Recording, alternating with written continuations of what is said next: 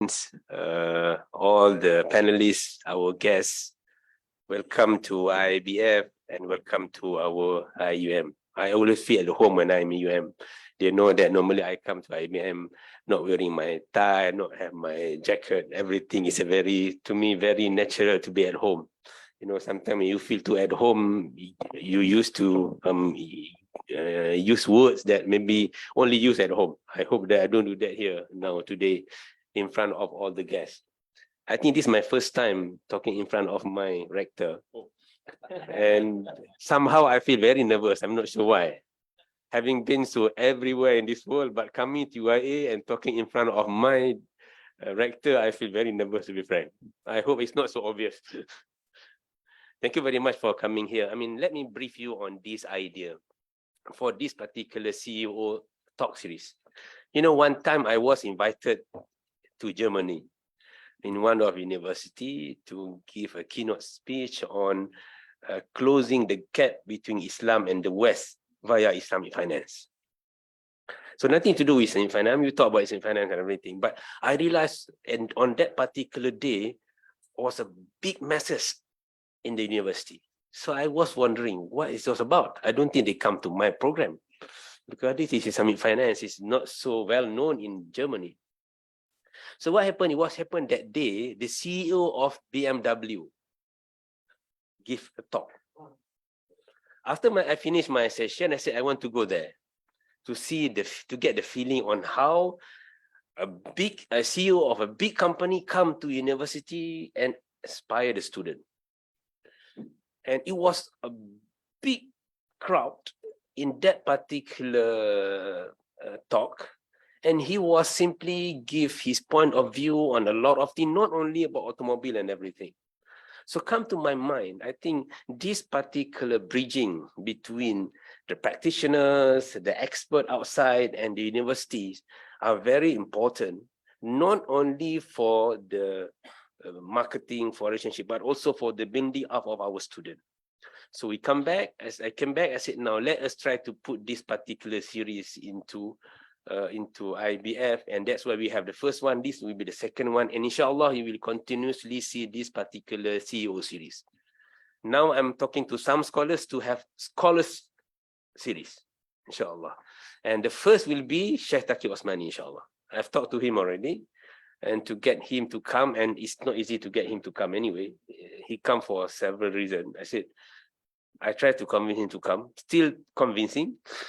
Try to convince him. Perhaps I think this kind of deliberation, discussion between academia, country, and outside world practitioners, experts that look at different angle of the same issues and the same areas.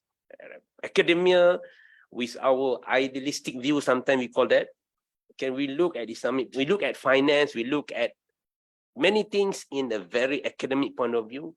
This particular ideal point of view is very important.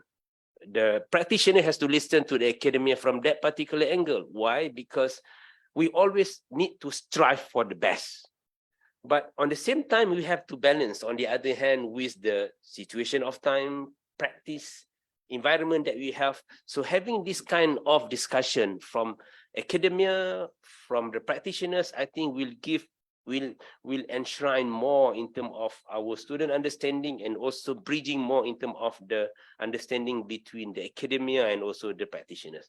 I'm not sure which side of the coin I'm here now, from the practitioner's point of view or from the academia point of view. And I try to be in the middle for that matter. Now we come to this particular important topic. And then one thing that I learned also, when you get the mic and you are given the task of moderator, it's not easy sometimes, Tan Sri. You have to be the moderator and you are given this good mic. And I have to play the role of moderator.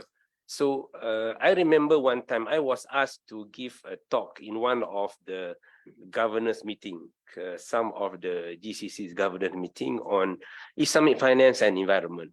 It was last year, I'm not mistaken. So I asked in that particular, I start by having a small discussion, small question. I asked the governor, what is sustainable development? What is sustainable development? I mean, we are all here giving policy to our country's finance. All the governors of some GCC countries. I mean, somehow they invited me to give a talk. I came from, not from Malaysian market, from UAE market.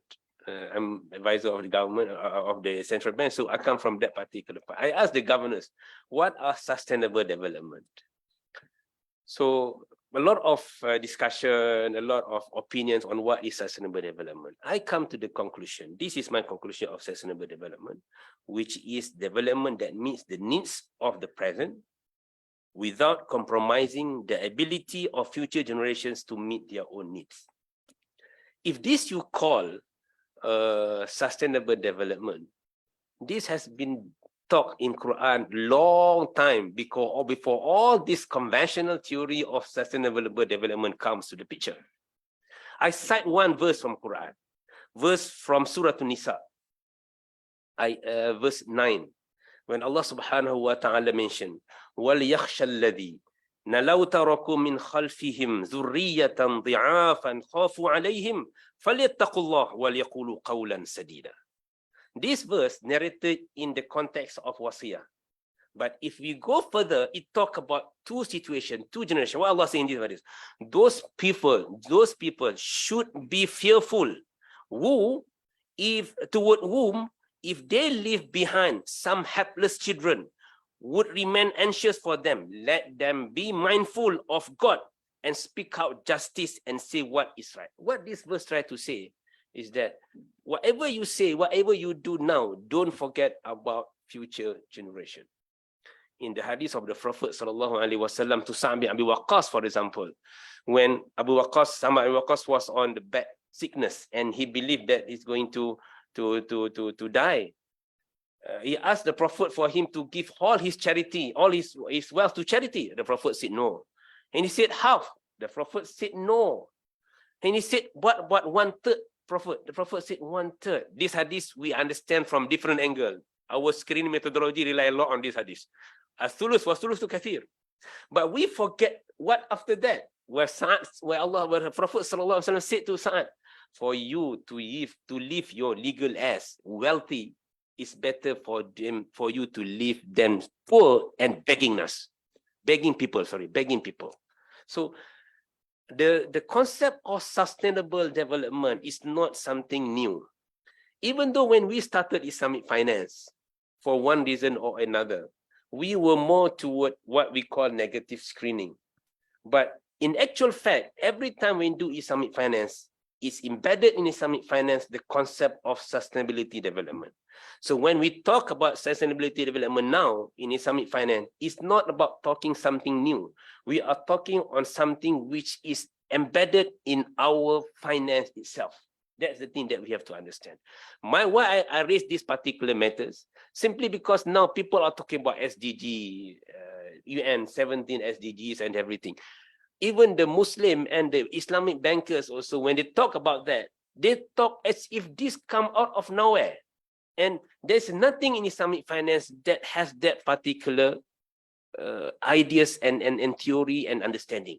While in actual fact, the Prophet ﷺ has been emphasizing for this, and Quran has been saying about this long time ago. So we have to understand this within this particular idea. So coming back to this, our discussion.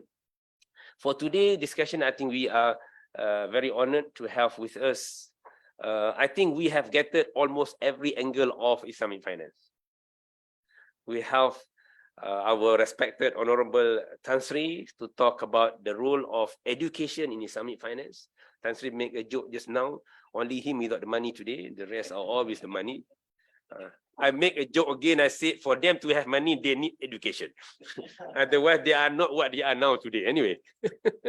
So the role of education and educationists, I call it, is very important for this particular. I still remember when my late mother was still alive. You know, it keep bothering me. Should I remain in UIA or should I resign? Because all my engagement and everything. So I asked her one time, I'm thinking of resigning because I'm tired already, and I'm not sure whether I still have place in UIA with my travel, with what I'm doing and everything. My mother said simple thing. what you want in life? I said, I was paused for a while. And I said, I want to go to Jannah. That's what I want. Nothing else mattered in my life. I have achieved what I have achieved. The rest after this is for me to go to Jannah. I said, you think which one can bring you nearer to God? I said, education. Say, listen to your conscience before doing anything. So I'm here. I hope you are still accept me here for all this while. So education play a very important role when it comes to this particular thing. And on my right side, we have our Encik Wan Najib from FWD Takaful. I think he will give perspective on Takaful. And we have Encik Rafi. I'm not sure what to say his designation now. I think I can still say CEO Group of Transaction Banking, CIMB Group, until further announcement, I believe. And on my left also, my boss in Islamic Capital Market of Securities Commission, Puan Sharifatul Hanizah, Said Ali, Executive Director, Islamic Capital Market Development, Securities Commission of Malaysia. We have also several participants here. We have a man with a lot of money, PNB here as well. We have our Sharia Scholar Fraternity CEOs. We have, believe we have a lot of people here that can give a lot of insight into this particular area. And I welcome all of you, especially our panelists, our Honorable Director, and all the panelists for this particular discussion, inshallah. So the role of discussion today that I'm going to play as a moderator, I'm still behave as a moderator. I'm going to give each and every speaker 5 minutes each, not more, to give their general idea about this topic. I hope they will cover from their particular expertise and understanding. And after that, I will open the floor for discussion. I mean, to start kicking the discussion, I perhaps will throw some of the question, but feel free to throw your idea and your discussion to the discussion. And then I will close the discussion by giving each one of them 2-3 minutes as their closing remark to this particular discussion and ideas.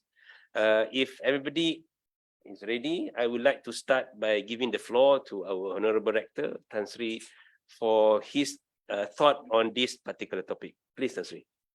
Thank you very much, Prof. Aznan. Assalamualaikum warahmatullahi wabarakatuh. Let me thank you for having me here. Like I say, I feel like an old man out, no money, does not understand the Islamic finance well.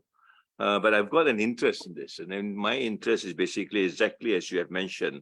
What is sustainable development? I've been involved in sustainable development maybe 25 years now, when they started the idea of sustainable development at the United Nations University in Tokyo. We were involved somehow or other. But the idea of sustainable development, I think, is a crucial idea, particularly when you talk about industry. They seem to have a different idea of what sustainable development is all about, if at all they have any idea. Yeah. So you have words like now greenwashing, you have words like green financing. I wonder whether this is sustainable development in its core sense. You quoted the Quran. That's good. But in other words, question is, who defines what?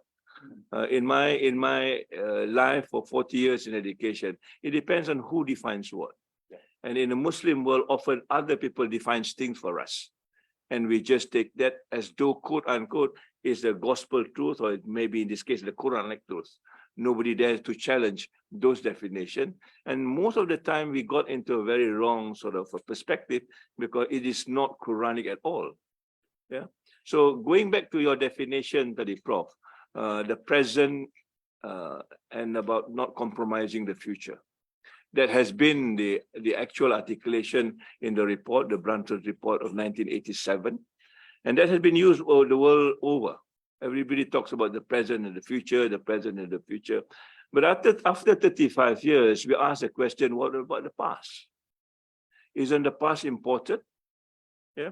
And we ask this question because our research showed at least in part of Asia, sustainable development has been there long before this definition were created. A good example is the Subak system in Bali. You know, the Subak system where they do this irrigation and plant thousands and thousands of acres of land. That has been there for almost 900 years.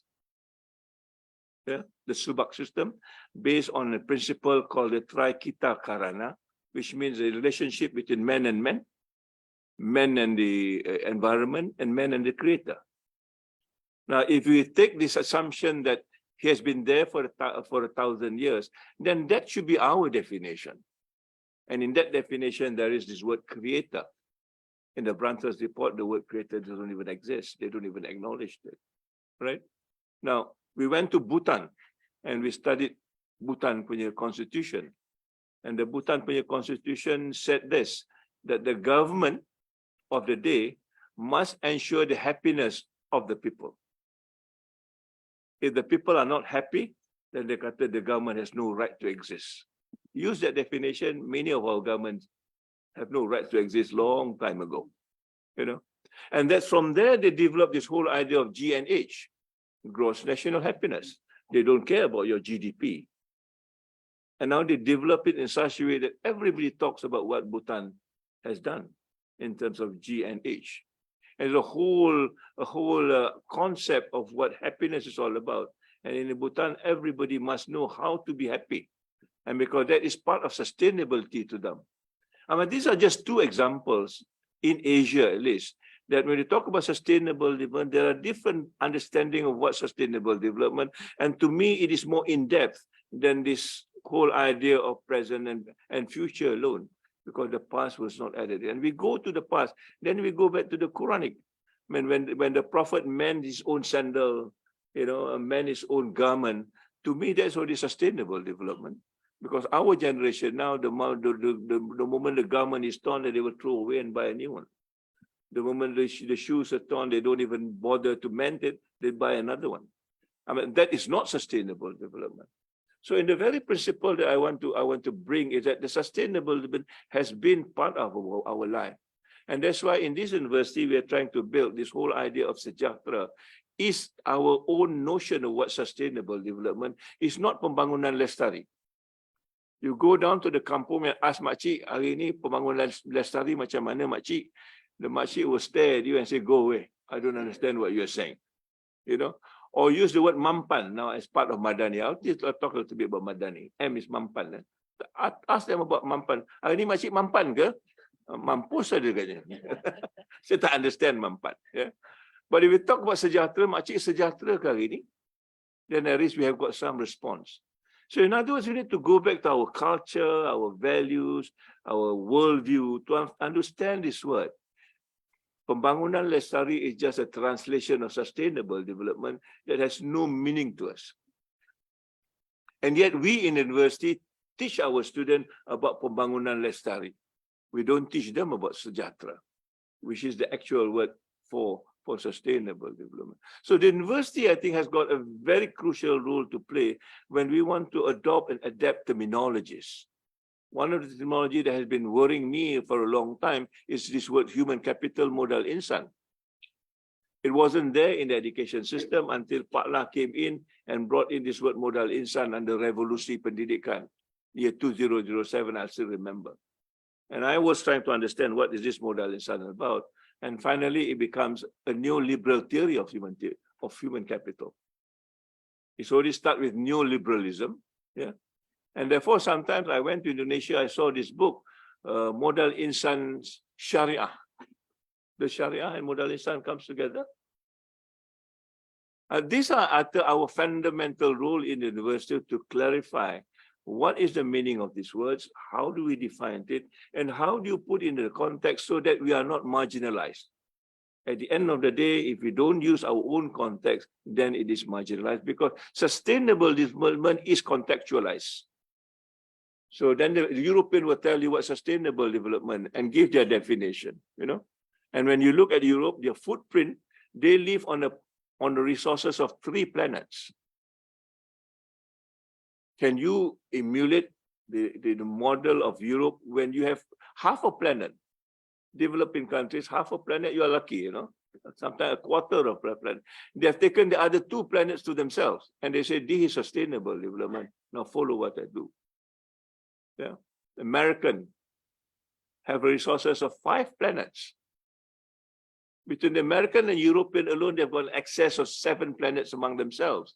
And they are trying to define sustainable development for us. And we are not able to do this because they need to return those 4 planets back to us. Then only it becomes meaningful. So it is not a simple thing as understanding what sustainable development, the way it is worded in that textbook. There's a lot of things that we need to do from the Islamic world if you think Islam is also sustainable development. And my example here, when I came here in 2018 and I talked about sustainable development to the university trying to introduce, I think most people will say sustainable development is not Islamic. Some will even ask, usulnya di mana? I cannot answer this usul question. But Alhamdulillah, God is great, and I saw this 7 missions that Professor Kamal Allah Yarham created in 1995, and number 2 talks about sustainable development. So when I showed this to them, suddenly that argument drops. I don't know why. Okay, now everybody is talking about sustainable development, but is it in our terms or is it in their terms? And I want to make sure today, as we talk about sustainable development in Islamic finance or even in Islam itself, let's talk it in our terms. Let's redefine it if we need to redefine it. In other words, the past is important bagi saya. The present is certainly important. The future is certainly important. But we are not going to say that this is something new coming from the Eurocentric sort of a definition that we have nothing to say about it. I think that's a statement that I want to make, that there is an element of sustainable development, in fact, much more so, because we also relate to the question of balance. The question was Satya that you talked about, the question of mizan. And that definition do not come in the Western. The Western are still talking about growth, sustainable growth. I say there's no such thing as sustainable development growth because growth are never sustainable. Yeah, logic will tell us anything that grows must come down. Sustainable development, then they talk about circular economy, then they talk about blue economy, then they talk about green economy. I don't know all these colors coming in. Yeah, but what does a Muslim say? Yeah. And this is, I think, where our role is today. And that's why I somehow rather hinted to Rosni, if you have got this, I want to come in. Because I think this is the major role that we need to do to reset the definition. After pandemic, we even see this much more. The definition of sustainable, as we understand it, do not apply. And I give you a simple example before I end. Yeah? The question of vaccines. Everybody agree that pandemic is a humanitarian problem, that all human lives matters, doesn't matter who you are. But once a vaccine comes in, then the whole question of sustainable development does not apply anymore. 85% of the world, in the developed world, were vaccinated. Less than 10% in the developing world were vaccinated. Is our life cheaper than them? And the case is even worse. When they've got excess of this vaccine in their country, they throw it away. They don't want to donate it to us because they want to ensure that the price remains high. Is that sustainable development? That's not sustainable development. So they say one thing and they act one thing. And in fact, the British Medical Journal talks about this in the context of this is a crime against humanity. Medically, it says what they are doing is a crime against humanity. So I think we need to come really very seriously to this and make our voice heard, put in our definition, clear our path, and let's move this. So the ESG, industry uses very often. I'm sorry. To me, ESG is environment, social, and greed. The G is greed, not governance. I've seen enough examples that they use ESG for themselves. It's almost like CSR in different words, a green CSR perhaps. So we need to understand where they're coming from, and we need to put this into place so that Islam does not lose its position when it talks about sustainable development, really from the Islamic point of view. So I stop there. Thank you very much. Assalamu alaikum. Thank you very much. Thank you, Tan Sri. Very good and provocative talk and ideas. I think we share with you a lot of things. I remember one time when I was advisor to Bursa, that time. They were talking about CPO against soy. Soya bean. So I was in the New York that time for a conference on sustainability and climate change. So they were bashing over us on the CPO. I make a joke. I said, well, you talk about climate change, you talk about preserving the forest after you clean all your forests, you make a lot of money, you feel hot, now you want us to preserve our forests for the sake of you feel cold. That is my definition of what you are telling now today.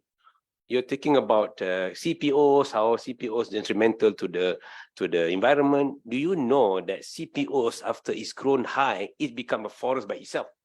But soy can never be. Have you realized that?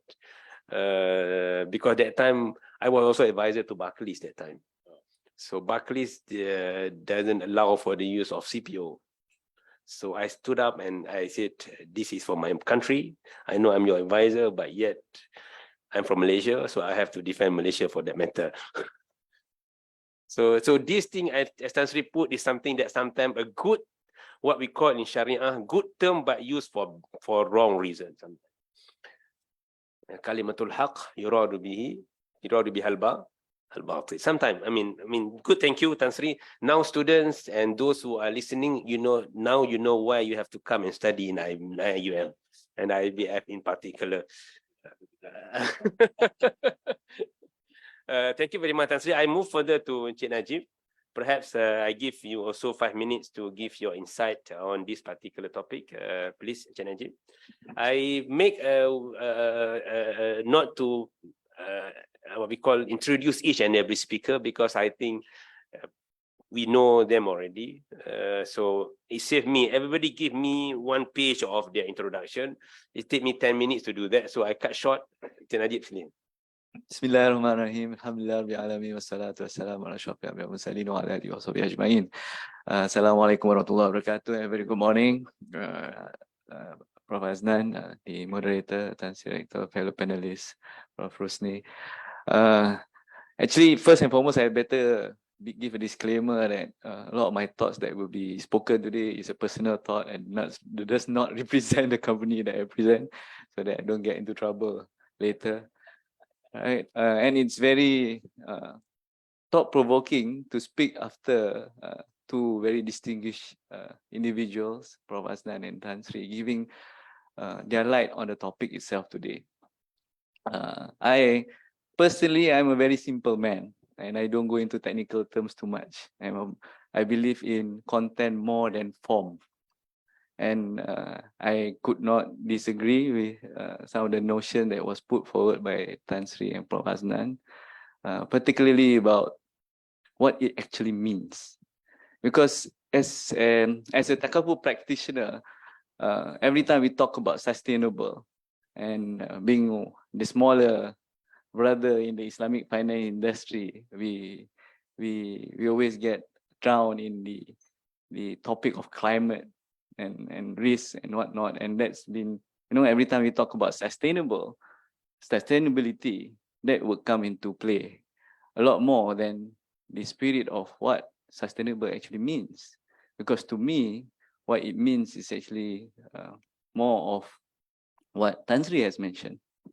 A lot more of giving back to what we feel people like you and me and the other people around us need or require in life.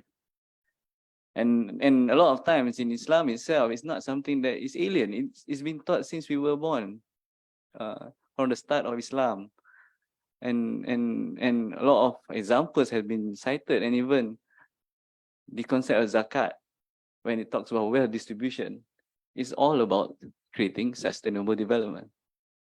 When Tan Sri mentioned ESG, G is greed, because we always look at the end of the day, dollars and cents, where in actual fact, whatever we do is about redistributing it so that a lot more can feel.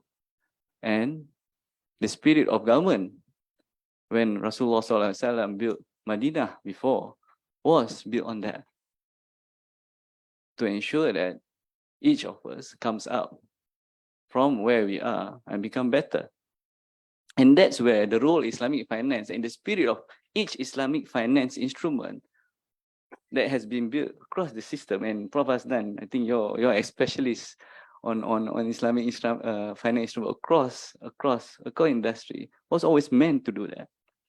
Takaful in particular, when you look at it, is all about providing protection against for individuals in the sense of anything happens. Then they have that financial safety net in order for them to continue to live and provide a better life. And in order to help one another, you also need financial capabilities and safety net. So that itself is from the start sustainable in nature to me particularly. And we had always had this discussion. Even I have fellow representative from Malaysian Takaful Association. Always when we talk about Takaful itself is always been in the spirit of sustainable development in that sense, because it's all about helping one another and providing that safety net in case anything happens. It's how we then translate to whether we cover a person, we cover a lower income segment, which we do right now with various initiatives that's done in industry, whether we start extending our coverage to disabled segment, people who never had any chance to get any coverage before, whether we help farmers protect themselves from any calamities involving their crops during hard times, something that we then translate in the spirit of the origin spirit of Takaful itself, which is sustainable in nature, and then reflect on what Islamic finance role is in sustainable development. And that's why I come back to my point, right? There are 70 SDGs in the SDG goals. Every time people ask me which one does Takaful, family Takaful cover, sticks, I will answer, like, to be honest, I couldn't care less. Right? Because at the end of the day, if I tick one SDG, but the person on the street does not get what it needs, then it doesn't mean anything. Right? And because it's again coming back to the purpose, and and all of us know in Islam, every step we take or every action we do all starts with intention. And again, coming back to the questions of what we define sustainable is, like what Tan Sri has mooted to, is something that I think in Islamic finance and Takaful particularly should define on its own. I won't go into details of some initiatives that we do, because each company and each product that we do might cover that, and there are certain things that I also find a bit awkward to shout out when we talk about sustainable development. Right? When we talk about climate risk and when regulators ask us, what do you do to ensure that you contribute to environment? Oh, we off our building after a certain time to save electricity, right? To me, that is like, okay, what you're talking about, right? What actual impact does that create? And we redefine formulas to look at carbon emission reduction, but does it really create that impact, or are we kidding ourselves? Against how many people we have saved, or how many families or children that we have stopped from quitting school through providing financial protection. I would just, before I end, I would just cite one example that I've mentioned before in many occasions or sharing. At FW Takaful, we do this financial literacy program for students or youth. And we go to a lot of schools. I think some of you have heard this story before, but I don't get bored telling this, because I like to share what actually means on the ground. And during the COVID period, there was one window that we were allowed to do a camp, and we did a physical camp at one of the low cost apartments, PPRs, which is not far from here. It's PPR Sungai Bonus, just around the corner in Setapak. And this time we didn't do with students. We engaged the local community. We had one of the head of the community to gather about 21 youth, we call. between the ages of 14 to 19. 60%, all Muslims, this 21 years, 60% of them were school dropouts. This is just around the corner in Setapak. 2 of them were illiterate, couldn't read, couldn't write, age 16. And when we talked and we spoke to them, we inquired to their stories. One of them told me, or my colleague, that she had to quit school because the mother passed away due to cancer. Imagine, like Prof. Aznan said, education and all the lecturers and Tan Sri, you should be proud as your path to Jannah is closer by providing education. But imagine taking that away from a child. What does that mean? And as Takaful protectionists, and at that point of time, we were just about to launch our product for low income called Abdul Kasir that cost 2 ringgit a month for 10,000 coverage. I felt so bad that I wish I was there earlier to promote that 2 ringgit product to this family. At least with 10,000, maybe she did not have to quit school. And her life could have been different. To me, that is what sustainable means. Again, coming back to what Prof. Aznan mentioned, what we do today for the future, and adding on to what Tan Sri mentioned, from this experience at this PPR, learning from the past to help build a better tomorrow. With that, I pass back to Prof. Aznan. Thank you very much, Najib. I think the word takaful itself is a sustainable word. If you learn Arabic, the word takafala means that you are helping one another. By definition, takaful is sustainable. But how many of us, when we talk about takaful, we come from that angle? Many of us talking about coverage, even the agent also, sometimes people ask him, what is takaful? Doesn't matter lah. The point is that you put this money, inshallah, we cover you with this and this and this. And this. He himself never emphasized on the very basic understanding and principle of the takaful itself. Translation of insurance. That's the point. Macam you kata tadi, Tan Sri, how to give meanings to the word. How to give meaning to the words. Sometimes, other people, they're good at creating bombastic words and names, acronyms and whatsoever. But when it comes to meaning, it's shallow. And Muslim, the problem that we have is that we have a lot of meaning. We fail to put the word. Say again? That's the point that we have, all right? I mean, thank you, Najib, for putting that. I think emphasizing what Tan Sri has mentioned about defining the sustainable development meaning within our own context, understanding, meaning, and definition. Apa tadi Tan Sri? Mampan. Mampan pergi kat siapa ni kata mampus kan? They don't understand the meaning.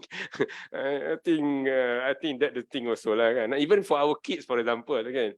I remember one time when one of my kids asked question. I tried to put the understanding to him. Give the word, and he was. My wife simply said, "No, let me explain to him. Your word is too much there." Up there, nobody understand what you're talking to your kid. Let me try simplify to them what you are trying to say. And then after my wife told that, kenapa tak cakap macam tu? The meaning is there, but the word that we put fail to make them understand the word for that matter. Thank you very much, Najib. I think you put our one example that I believe that defining the sustainable development meaning, sometimes we have gone beyond what is needed to work within our own society. I now go to Cik Rafi. Cik Rafi is I can still address him as the group transactional banking at CIMB Group, CIO Group Transactional Transaction Banking CIMB Group. Perhaps he will enlighten us on the sustainable stability from the banking fraternity and the floor is yours. Thank you, Prof. Bismillahirrahmanirrahim. Alhamdulillahi Rabbil Alameen. Wal akibatu lil muttaqin wa salatu wa salam ala Rasulil Amin wa ala alihi wa sahbihi ajma'in. It gives me great pleasure to be back with my alumni UIA, although I didn't study in this campus, but UIA has a very special meaning to me. And this particular topic is particularly important given the huge advancement in the framework for sustainable development and sustainable finance that we are seeing. And as Prof pointed out earlier, what is our contribution from an Islamic perspective in defining the development as well as the financial aspects? So when I went through this journey, I first looked at Islamic sustainable development back in 2010. That was a time where Islamic finance was at the crossroads. There was the emergence of Tawarruk, and there was a lot of criticism on Islamic finance. So we have to reset to look at a new narrative for Islamic finance. And I remember in 2010 or 2011, we had looked at the concept of tayyab. So from halal to tayyab, and what does tayyab means?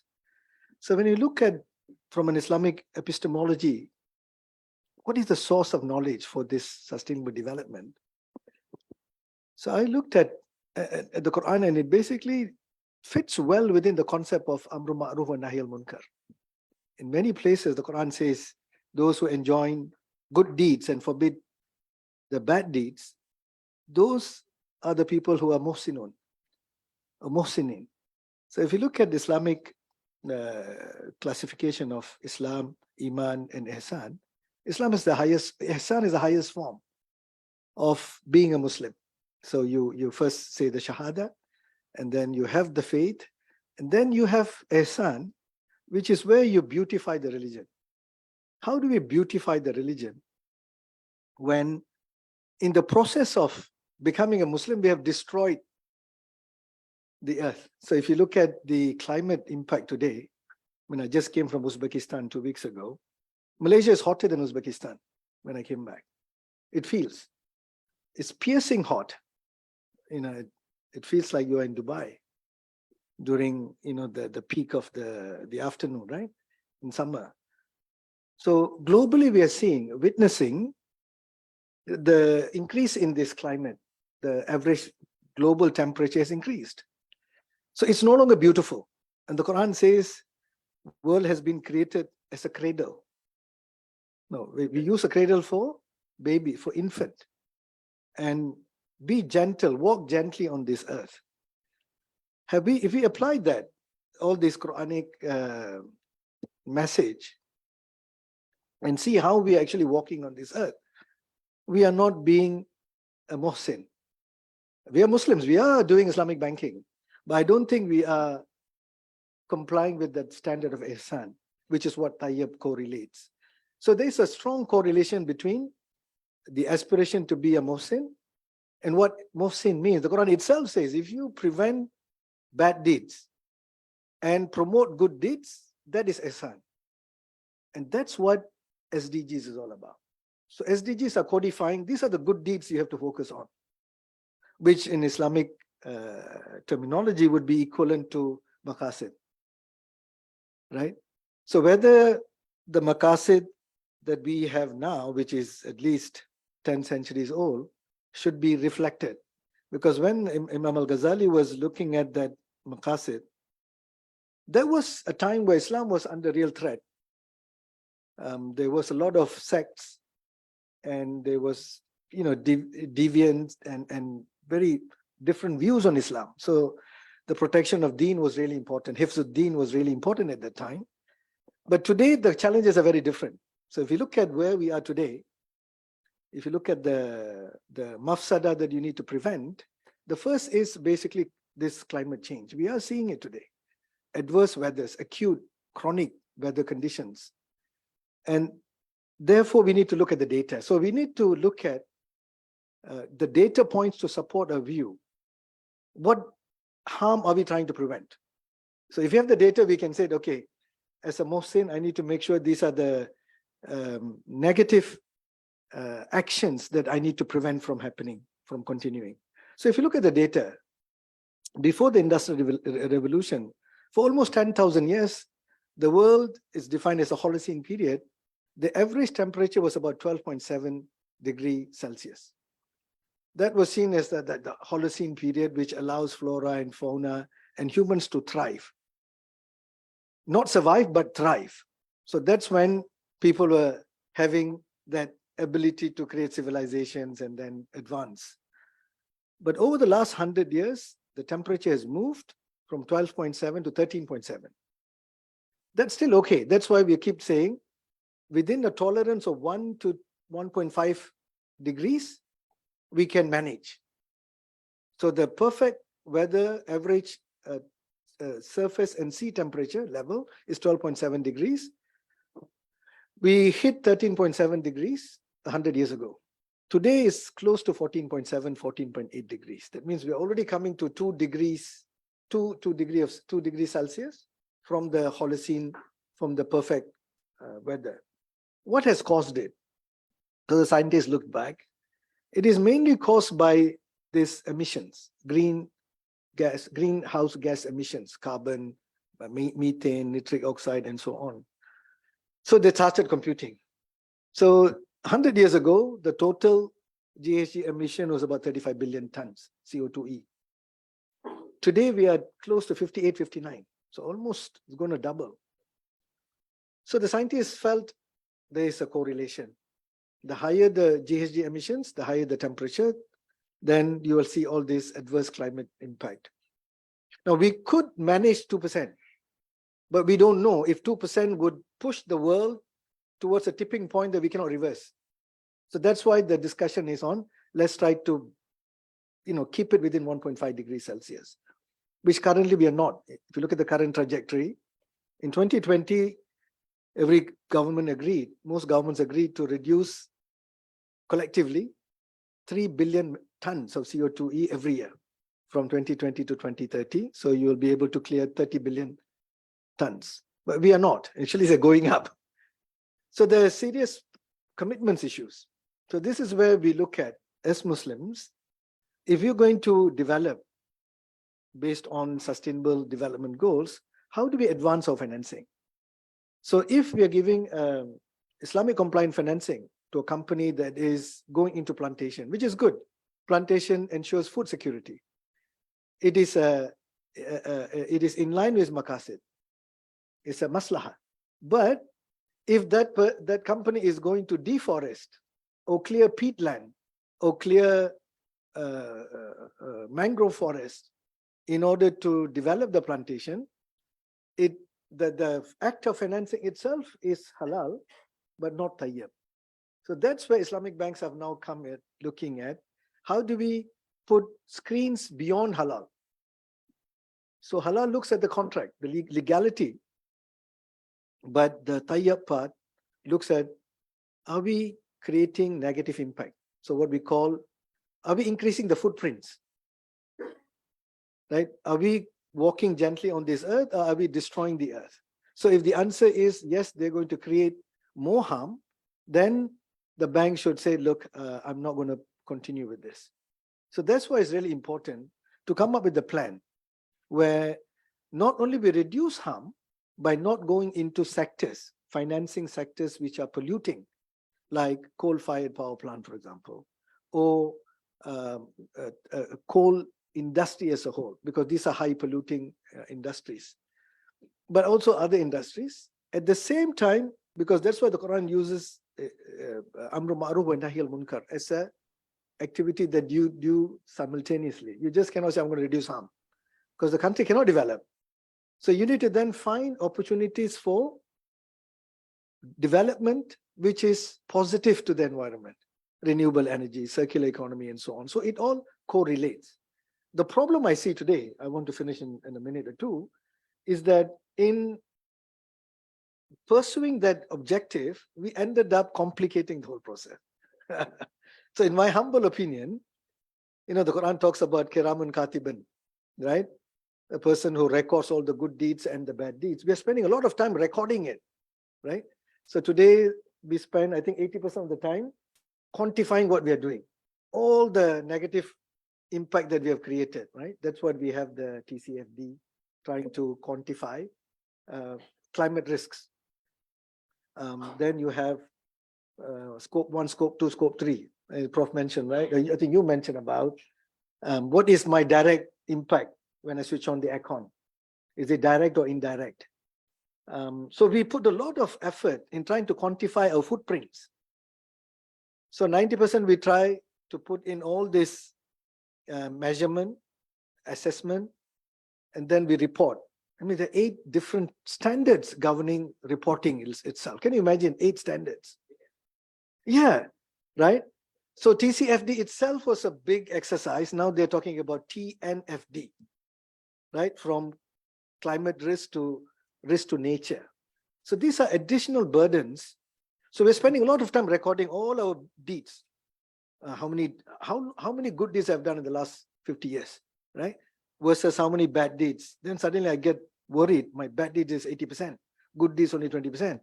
And then I start planning. Next 10 years, I go to start doing more good deeds. And then I put how many good deeds I have to do. What is the reward I get for each deed? 10 years gone, just recording the deeds. Belum buat deed lagi. By the time my time is off, gone. And then I go to God and say, look, no, sorry, mate, I just spent too much time.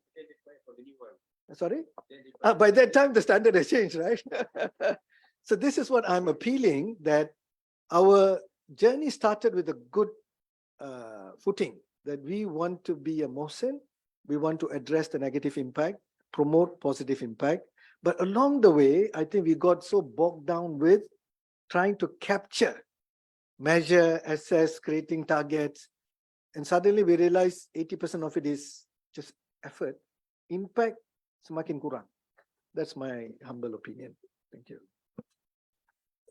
Thank you very much, Rafi, for giving us the discussion on Tayyib Muhsin al-Ihsan. فَإِذَا قَتَلْتُمْ فَأَحْسَنُوا الْقِتْلَةِ.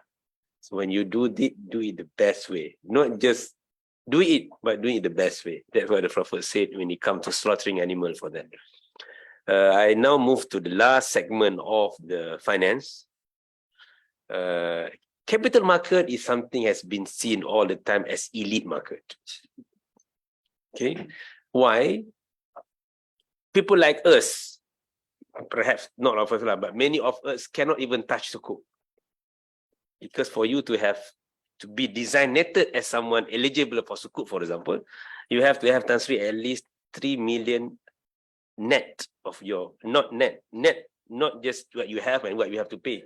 Net of your wealth must be 3 million for you to touch on sukuk. Eligible for that, at least. So many of us may not be able to touch that kind of instrument, perhaps. I mean, and the definition of sophisticated investors. You know what is the definition of sophisticated investors? Not based on your education, but how much you have. You might be a professor, Tan Sri Emeritus, whatsoever, Tan Sri. If you don't have 3 million net worth, you are not sophisticated. That is by definition. In Malaysia, in some countries, even 5 million USD. If you translate into Malaysian ringgit, it's about what? 20 something, right? I mean, 4.62 today, 6.1 today. So that is the definition of sophisticated within. So you might be a professor. You teach Islamic capital market. You teach capital market. You draw everything. You put all the theory, all the product you invent in the market. You are not sophisticated. Simply, you are not 3 million net worth. I mean, previously, I mean, talking from capital market point of view. I think, but more now, we are moving toward more liberalizing the market to also being more inclusive in our treatment. Now we have P2P, we have all sort of dealing with what we call small people. Of course, a lot of things communication need to be made, a lot of things need to be done. People still look at this particular area as area that only you boleh lah. You siapa, I siapa. That situation. I think a lot of things that I think for Hanizah to working and has to work on that particular things. Now we are talking about another new thing in Islamic capital market or capital market in general, which is sustainable development. Another agenda and menu on your table for you to consume.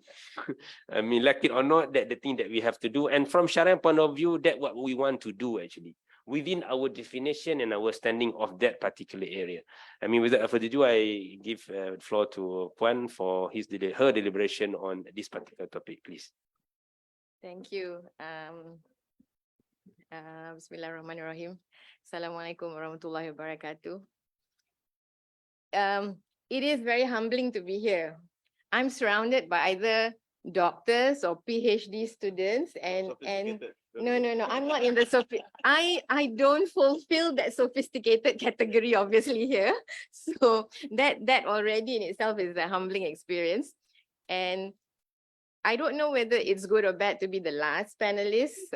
You can always pick up from everybody else, but it's also very, again, I use the word humbling because coming after Dr. Aznan, Prof. Tan Sri, Cik Najib, and Rafi is of course a different league. I always fear, I met him a couple of days ago and I said to him, why don't you just say everything and give the last boring piece to the regulator? And we're kind of, we're good with that.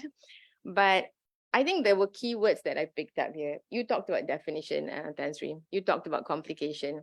I think, Dr. Aznan, for ICM, interestingly, you said you're surrounded by people with money here today, right? It's actually OPM, other people's money. We also deal with a lot of money, but it's all other people's money. And we're trying hard to see how you can link Islamic capital market, Islamic finance, and then on top of it, you're layering it with SDGs to be incorporated into what we play in SC Malaysia, a regulator role and a developmental role. And that's sometimes a struggle, sometimes an opportunity. Because when we started out, Islamic finance became a national agenda. And therefore, it was easy to build up the story of Islamic capital markets. And we are the leaders. Till today, we lead. We are, safely, we can be podium finish for a lot of categories, be it sukuk, be it funds, be it assets under management. I also wanted to add, we are actually for podium finish, we #1 for acronyms, Tan Sri. Yeah, acronyms. We succeed in making life more complicated. And yeah, whether good or bad. So as a regulator, we should be enabling and facilitating. When we started out, we were always in the traditional space. Again, we started with negative screening. Dr. Aznan mentioned that. And it was easy to build it up for Islamic finance and Islamic capital market because the story was straightforward. Until we see financial services and products evolving. And that's where we have today, of course, something that's been very much Western driven, the SDGs, but it fits into what Islamic finance and Islamic capital market has always been. But the problem is always we take a second seat or a back seat to idealism that's coming from another side of the world. So I guess the question is how brave we are in making sure we're the leaders in Islamic finance, making sure that value proposition remains relevant, reminding everyone that we were there first before we allow it to be hijacked. And we're not only hijacked, and I'm using sensitive words, which actually if you were saying the airport, we'd already be hauled away. Hijacked, and also we're always held to ransom by targets. And I think I'm jumping ahead of time, and that's where under the sustainability agenda, where SC came up with the taxonomy last year, we came up with SRI taxonomy last year. SC has always been principle-based. And when we came up with the taxonomy, I think the question that came to SC was, why are you not maybe so robust or need more rigorousness in it versus some of the other taxonomies? And our answer was, it was based on readiness of the industry. We're not going to ask people to do something before you are ready. And that's where, whether you want to be carbon neutral or zero is again the other question.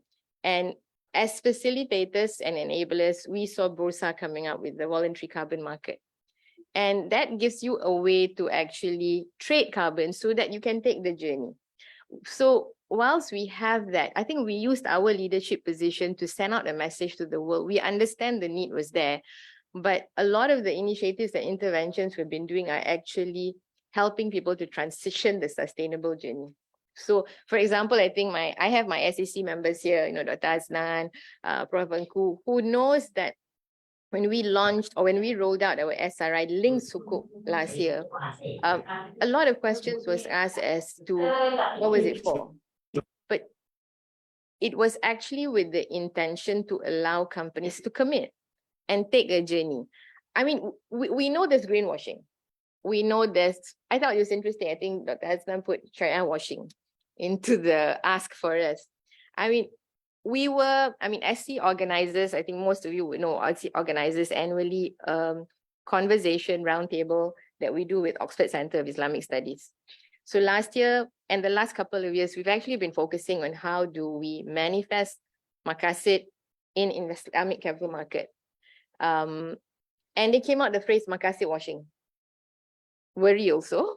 So whilst we have this agenda, it was Oxford last year, you were there. So there you have it. You're going to add to that list, So there's many lists, but at the end of the day, what do we do? What's actionable? So for SC, I think we recognize as sustainability in Islamic capital market or Islamic finance has always had that commonalities. I've had several arguments, I think, with peers within even my own organization. Where do you put ICM? Is it in the Venn diagram or outside the bubble? And I've always been very, I think, firm on this. It should be in the Venn diagram because you have overlaps. You cannot allow ourselves to be a subset to sustainability agenda because we are the bigger picture story. So I think that's why for SC Malaysia, whilst we have always been champions of sustainability, and as a regulator, we have to be not faith-based. I don't want to use the word agnostic, but we have to be neutral. So we then champion what we are leaders in. So Islamic finance, Islamic capital market is where we are leaders in not only thought leadership, but also in innovation. And that's why from traditional side, we've actually gone to promoting ECF and P2P as bringing sustainability and inclusivity into the equation. And we are one of the most successful ones. I mean, 2 days back, I was talking to somebody who comes from the UK. And I think on the UK side, ECF and P2P is pushed up by the private sector. It's not that in Malaysia. The regulators actually introduce the intervention and we then push it out so that the underserved and unserved actually have an opportunity to come to the capital market so that we don't remain, I apologize, it's not a Sharia compliant word maybe, but so that ICM is not a sexy word and exclusively the belongings of somebody else. It should be for the man in the street. So we created Retail Sukuk Framework. And I know before anyone in the audience asks me this question, I'm going to answer it, preempt this question. SC has always had the framework for Sukuk Wakaf. You need players to come in and do it. The Sukuk Wakaf structure, along with incentives, has always been there. I've been asked by students, especially from universities, why is it SC is not promoting Sukuk Wakaf? And my question is that it is not in the role of SC to promote. We do not do business development. We enable and we facilitate. Hence, that's why I think of course, a lot more shout outs is good. We've got to do that. But I think, and in fact, going back to GHG, you mentioned greenhouse gas emissions. And this conversation goes on, right? How much? What's your report card? And I'm sorry, regulators are guilty of doing that. Like we impose reporting requirements, right? But for the GHG, for example, Malaysia is actually a rounding up error. It's less than 1%. And yet we are made to seem as if we are out there, we are the culprit. So we've got to defend ourselves. We've got to ensure, I think for SC, what I would like probably, I mean, I know there are other parts of this conversation later. There's a lot of demonstration effects and all that. But I think for SC, we move from traditional, we move to the underserved. I think our next chapter is actually, we're looking at a very key part of Islamic finance that's not been optimized, which is the social finance. Post-pandemic, you realize that social finance and many pillars of it, whether it's wakaf, zakat, or sadaqah, can be brought into the capital markets in whatever forms. So we are working on it, and we have worked. I think we are happy to actually say, other than PNB, which has a different ticket size and different muscle power, the smaller man on the street actually. I think the players actually have managed to get some AUM that's decent and reasonable. So we've managed to bring wakaf and marry it with capital market. Despite the structural problems in Malaysia, for the oversight of wakaf, we've been able to actually canvas close to 50 million in the last 2 years. You know, maybe by asset size USD, nothing to shout about for some people. But I think the important message is that we've managed to bring wakaf into capital markets.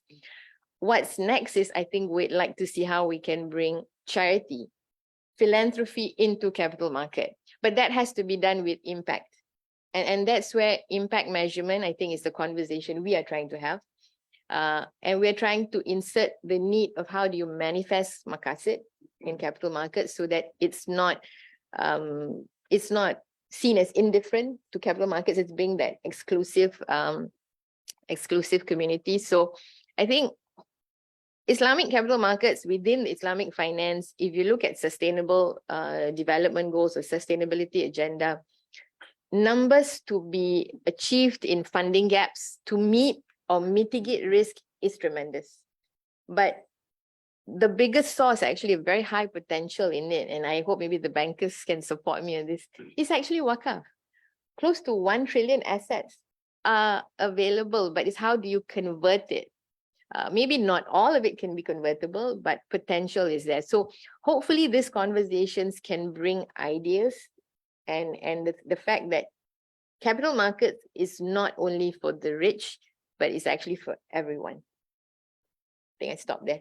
I think you have emphasized the big important point, how we should use Islamic capital market, in more particular, as a mechanism or a market for us to look more into sustainable development from Sharia point of view, from Islamic point, more practical point of view.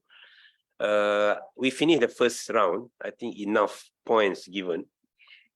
A lot of things discussed, alhamdulillah, and starting with the provocation from Tan Sri, continuous till the end. I hope that now you see why you are lucky to be in UIA still, and also a lot of things need to learn. In our classroom, we don't have time to go that deep. Why? Simply because if we don't finish the syllabus, you make complaint to the university. So we have to finish the syllabus and sometimes have no time to go around this particular general point of view and ideas for that matter. To be frank with you, Puan, I'm teaching Islamic capital market. I try my best to make the topic easy. I'm not sure whether my students see my presentation was easy or not. I mean, try to make it easy for understanding of capital market, some of the products, especially when it comes to derivatives, structured products, ETF, and all those things. They say, my God, there are 20 arrows here and there to understand how the product is created, for example, for that matter. Thank you very much. Now we finish the first round. I would like to help the participants to participate and give ideas and questions if you have. Let me start with first question while you are thinking of your question. I start with the first one to Tan Sri. Tan Sri mentioned about giving meanings to definition based on our own understanding, substance and everything.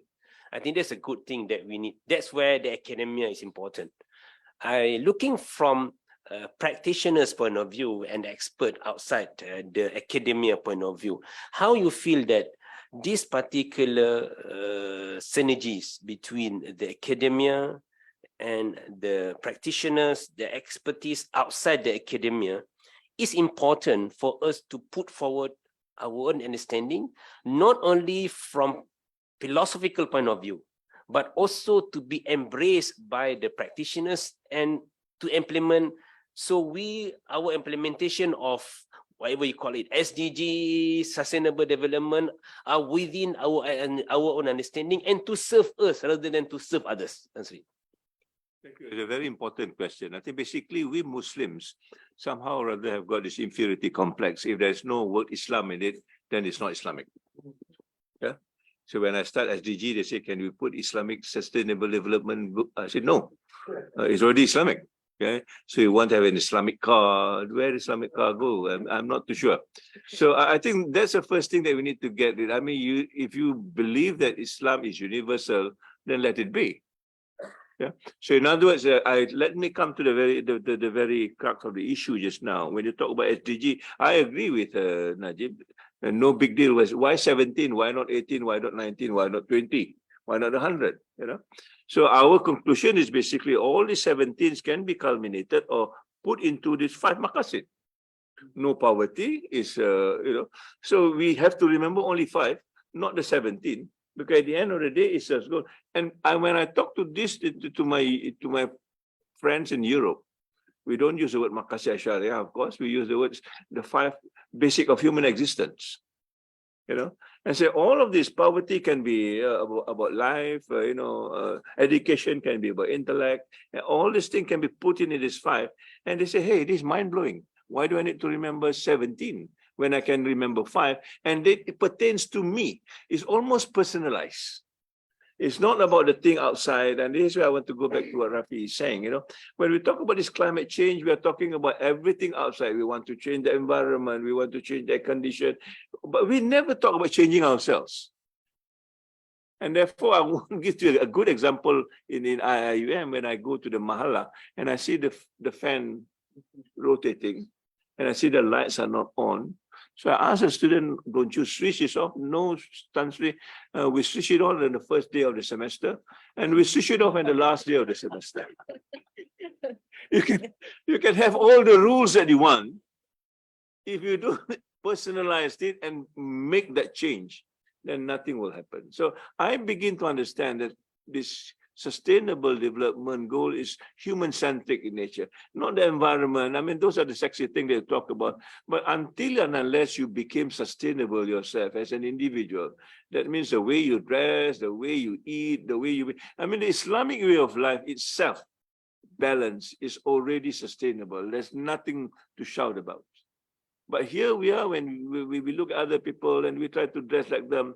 In Europe, it's okay to dress like that, but in the hot sun, you don't dress like that. But yet you insist. We must dress this, that. I mean, I protested. The only I protest, I don't wear my socks because they don't see it. There's no rationale why men needs to wear socks in the hot sun. I don't think the ladies wear socks. They're smarter than us.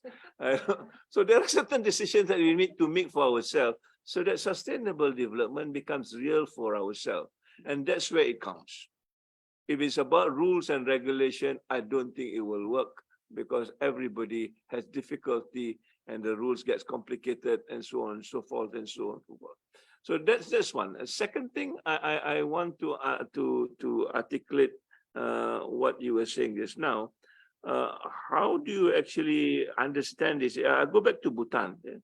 When you arrive in Bhutan, please go to Bhutan and just experience what life is all about. Bhutan is the first carbon neutral country. Not United States of America, not Europe, not, So how do Bhutan do it? And you go out of Bhutan, the first thing you see out of the airport is this word in big bold letters, no hurry, no worry. No hurry, no worry. Yeah? They take life as it is, There's nothing to, only 50 kilometers maximum you can drive. One traffic light in the city, that's it. So the way of managing development, there is, this is one story that I want. If you want to go to Bhutan, apparently, if you want to go to the airport, there's a hill. And the pilot must somehow or other make a very sharp turn. To land. Yes, to land. And they requested to the king, let's remove the hill. The king said, no, let the hill stay because they have the right to, you need to sharpen your skill. And now, one of the best pilots are the people who flew. Yes. Now the Bhutan pilots are now well in demand because they've got that skill. We don't have. So these are things that I think that is important for us. For those of you who are practitioners, my contention is this, that we need to actually make sure what is practiced is something that is feasible for us as human person to do it. Otherwise, it doesn't make much. I can go deeper into this, but that is what, and I think the collaboration between academic and everything else must go together because we understand sustainable. The approach now is called the holistic approach, a whole government approach, a whole institution approach, a whole society approach. We cannot just work alone and the rest will not change with us. I think that's the approach where we need to work together. Do my understanding and your understanding work so that the whole approach can stay, otherwise it becomes siloed again. Members, panelists want to chip in for that idea? If not, can I go for the second question? Let me start with the banks. Okay, now there's a lot of pressure for banking sector to do away with some of our what I call a core Islamic financing. For example, many of Islamic banks, they are so much into, for example, car financing, vehicle financing. And with the EV and everything, so the demand for the Islamic bank, or for the bank in general, of course, since Islamic bank is one of the main holding of Islamic vehicle portfolio, for us to do away with some of the financing that considered to be harmful to the environment and everything, climate change and everything. So how Islamic bank moving forward deal with all those particular things, while maintaining the prosperity, the one that they mentioned about profitability of the Islamic bank, and at the same time also looking into the planet in which any financing that potentially harmful to the society, to the environment, should not, if 100% go, and must be reduced. That's a really very pertinent question, because when you look at sustainable development, and as what Puan Sharifah also mentioned, our GHG emission contribution is not even 1%. Remember, I talked about the 58 billion tons.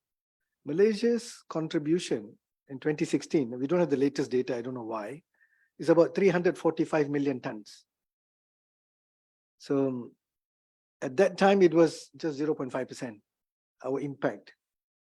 And from the 345 million tons that we produce from various activities, about 259 or 260 million tons we sequester, because 55% of our land mass is rainforest. Rainforest is one of the best carbon sequesters. Green. So net 75 million ton CO2e equivalent. So why are we being pressured so much to reduce? Because we are a developing country. This is what we need to articulate, as Prof mentioned. When people talk about sustainable development goals, we must bring our view. This CO2e, 58 billion ton, they've been harping on. It didn't come last year. It's been building for 100 years. See, carbon dioxide can remain in the atmosphere for 100 years. So if that is the science behind it, 58 billion tons, siapa yang produce over the last 100 years? If you are from the developed world, you must have produced 95% or 90% of the existing carbon inventory. Therefore, you should have a higher percentage to drop, to reduce. Why are you asking me to reduce? Because we have signed 45% reduction on our own by 2030. I don't know why we committed 45%, but we have committed. Now we are struggling because, if you tell us we cannot finance cars, how are people going to go to work? Of course, we are developing our infrastructure, public transportation, but it will take time. So I think we need to look at the totality. And if you look at where the inventory is coming from, 350 million tons of carbon, of CO2e, which means it includes carbon, methane, nitric oxide, and so on. Bulk of it is the energy sector. It's not from your cars.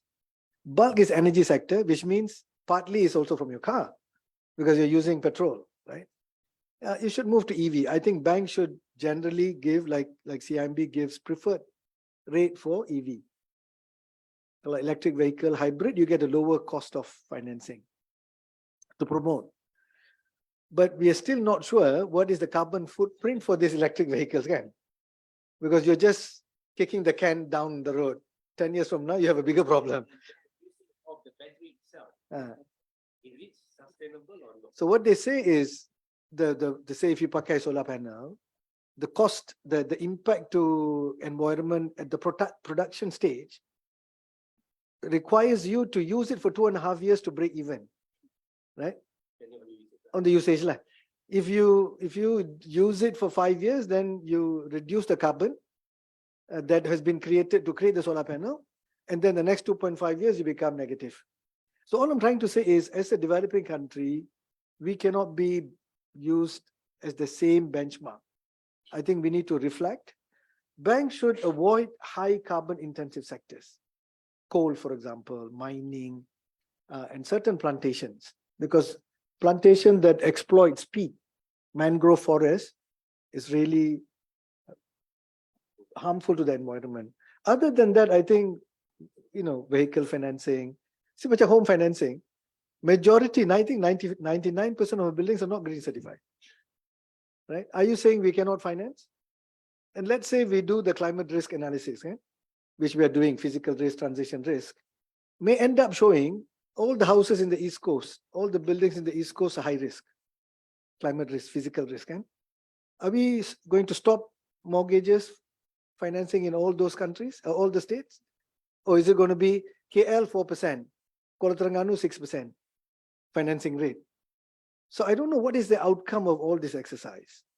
But my humble opinion is, since we already have an inventory of carbon GH2 emissions at the country level, which shows is coming from energy, transportation, you map it to banks that finance those sectors.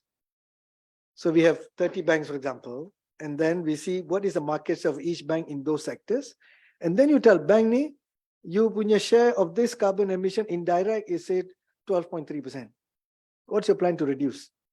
Right? As opposed to asking each bank, you go and measure your carbon footprint using your own sort of broad methodology. Then you think, oh, each bank has got different classification, different methodology, which creates more confusion than clarity.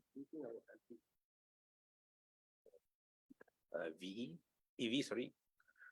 I think we should. And everything. I think it will cost us more, right? But again, what would be our impact to the entire? My question now is that the regulators are imposing on us on certain years for you to go to certain level of EV, for example, financing EV. Yeah. I mean, financing EV come together, Tan Sri, with the infrastructure. Betul. I'm driving back to Penang, for example, from my hometown. Okay, it's 300 something kilometers, I think. Okay. Our charger, whether the charger to charge the battery is sustainable or not. Yeah. If I have to stay for one person at the petrol station for half an hour, We put a sign, no hurry, no worry. no, So, yeah, we have to be, right? So the point I'm making is, I think we should not be measured my worry based is on. that the what we call the demand and expectation is here, but the infrastructure moving is not coming up to the expectation that we have. And I think importantly, we are not the main polluters. That's what I'm saying. And if we can spend time, I think last point I want to make, we are not spending enough time on sequestration. I think we will have better chance kalau kita focus on sequestration, meaning kita revive our mangrove forest, we revive our peat land, we revive our rainforest, right? Reforest and afforest. I think we have better chance. Dalam 5 tahun, you see they'll be flourishing, and you see your carbon emission coming down. I think we have a better chance. You are exactly what it is. That's why I say contextualization. We are one of the 12 mega diverse countries in the world, but we are not using it. So when you talk about this, all these problems, it says 100 years ago, 300 years ago, it started with the first industrial revolution. And now we are talking about the fourth industrial. We jump into the fourth industrial revolution, but it's nothing to do with the environment, nothing to do with our diversity. We're going to invest into technology we do not have. And my question is 4IR sustainable? Why did Japan do not talk about 4IR? They talk about society 5.0. So we do not have that alternative when we jump into a bandwagon just because. And I remember the year 2015 is when they launched the SDG in New York. 2016, when the WEF talked about for the fourth industrial revolution, nobody talks about SDG in the government. Everybody suddenly jump into the 4IR. This combination tak ada between the two. So kita punya thinking ni is very much colonized, like, for one or a better word.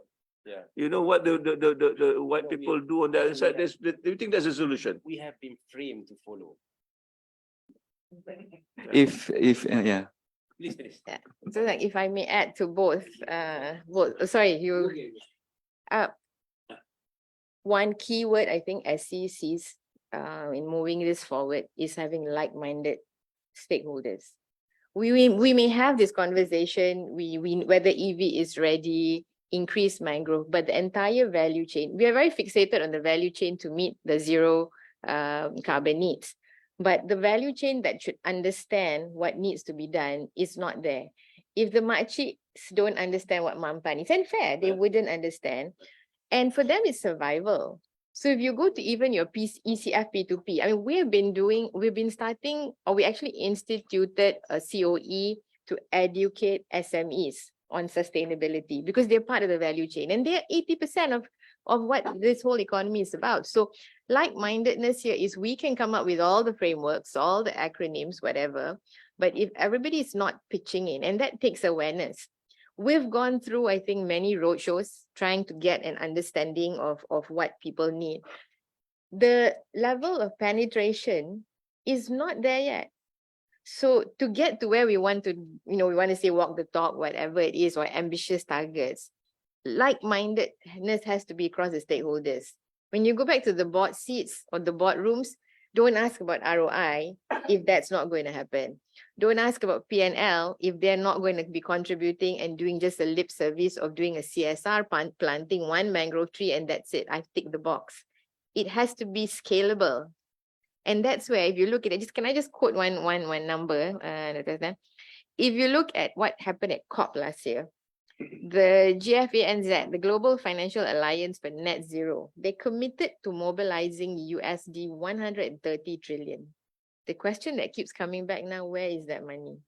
Where is it going? I mean, people quote these numbers. ESG assets under management, quoted to reach 2025, US 53 trillion. That's yes, because that's almost 3 times where it was in 2016. So where is that money coming from? People like Vanguard are already questioning, why should I be doing it? I mean, I will question, and I'm trying to be provocative here, ask Dr. Basri next to me, where the PNB preaches out for Kukuh and all the glicks, but what are they doing about it? What are your investee companies doing about it? Well, because we can preach.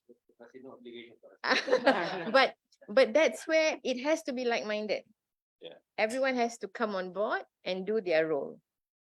Okay.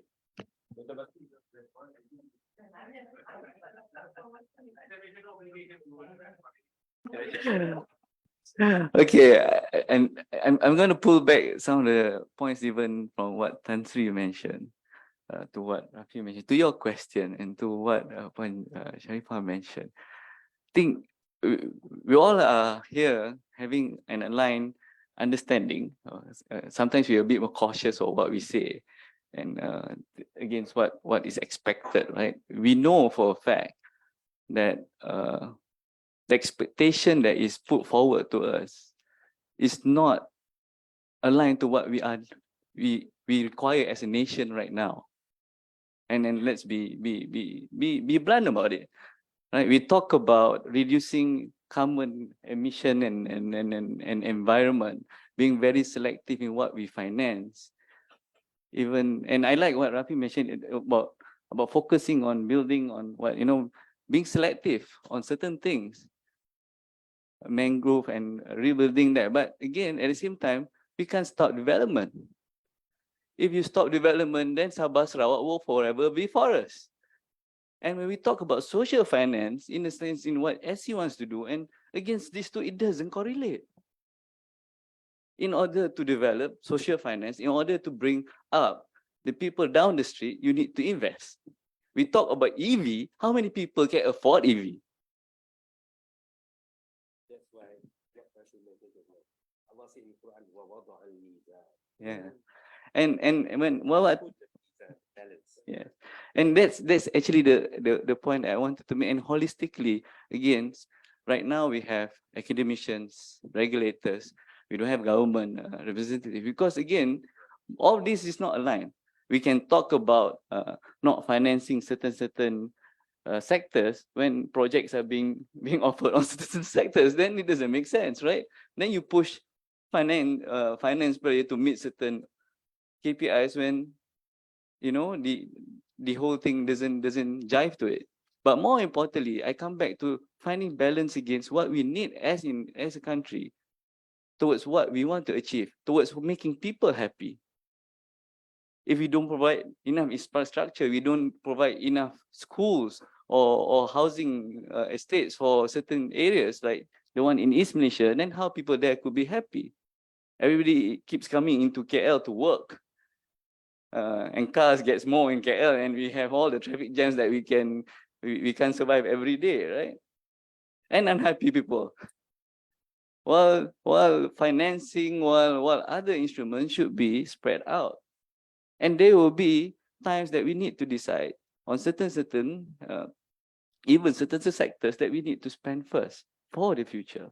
But knowingly, planning it appropriately, including all stakeholders, that these are steps we take in order for 10 years down the road to meet certain targets that you want to achieve as a nation.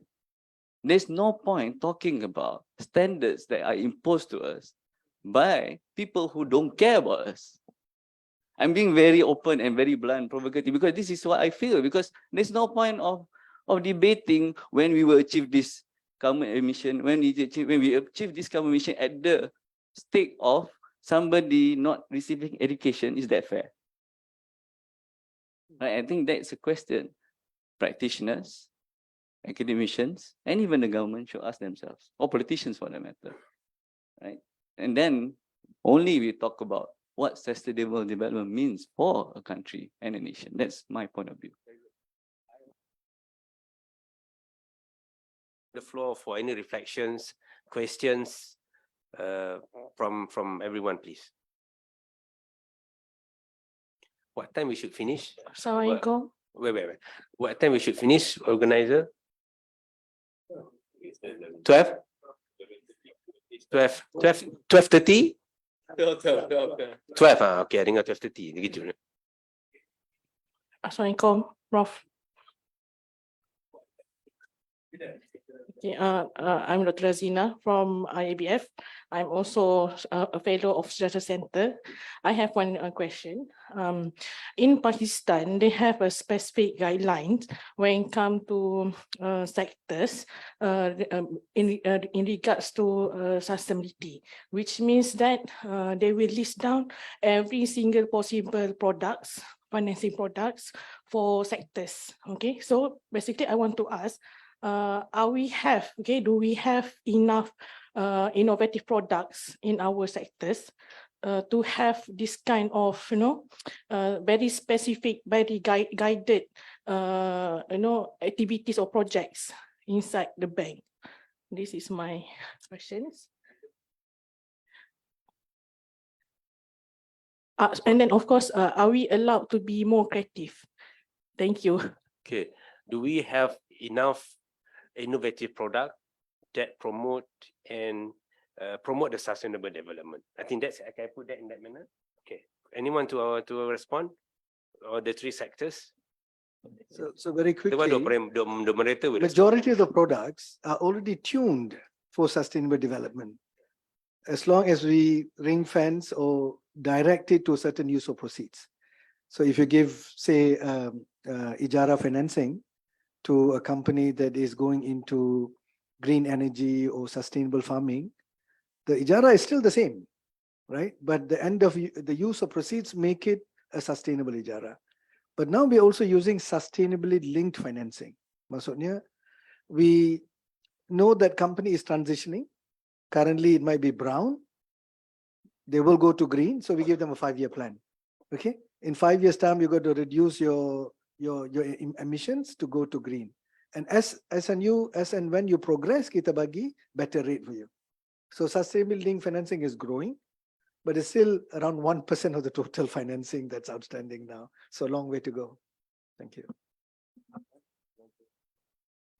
Maybe just to add to the sustainability link part, I think Rafi already said it, that the basic principles are there.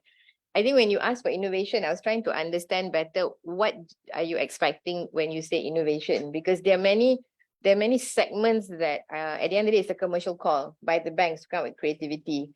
linking it to sustainability, they are, for example, we have taxonomies.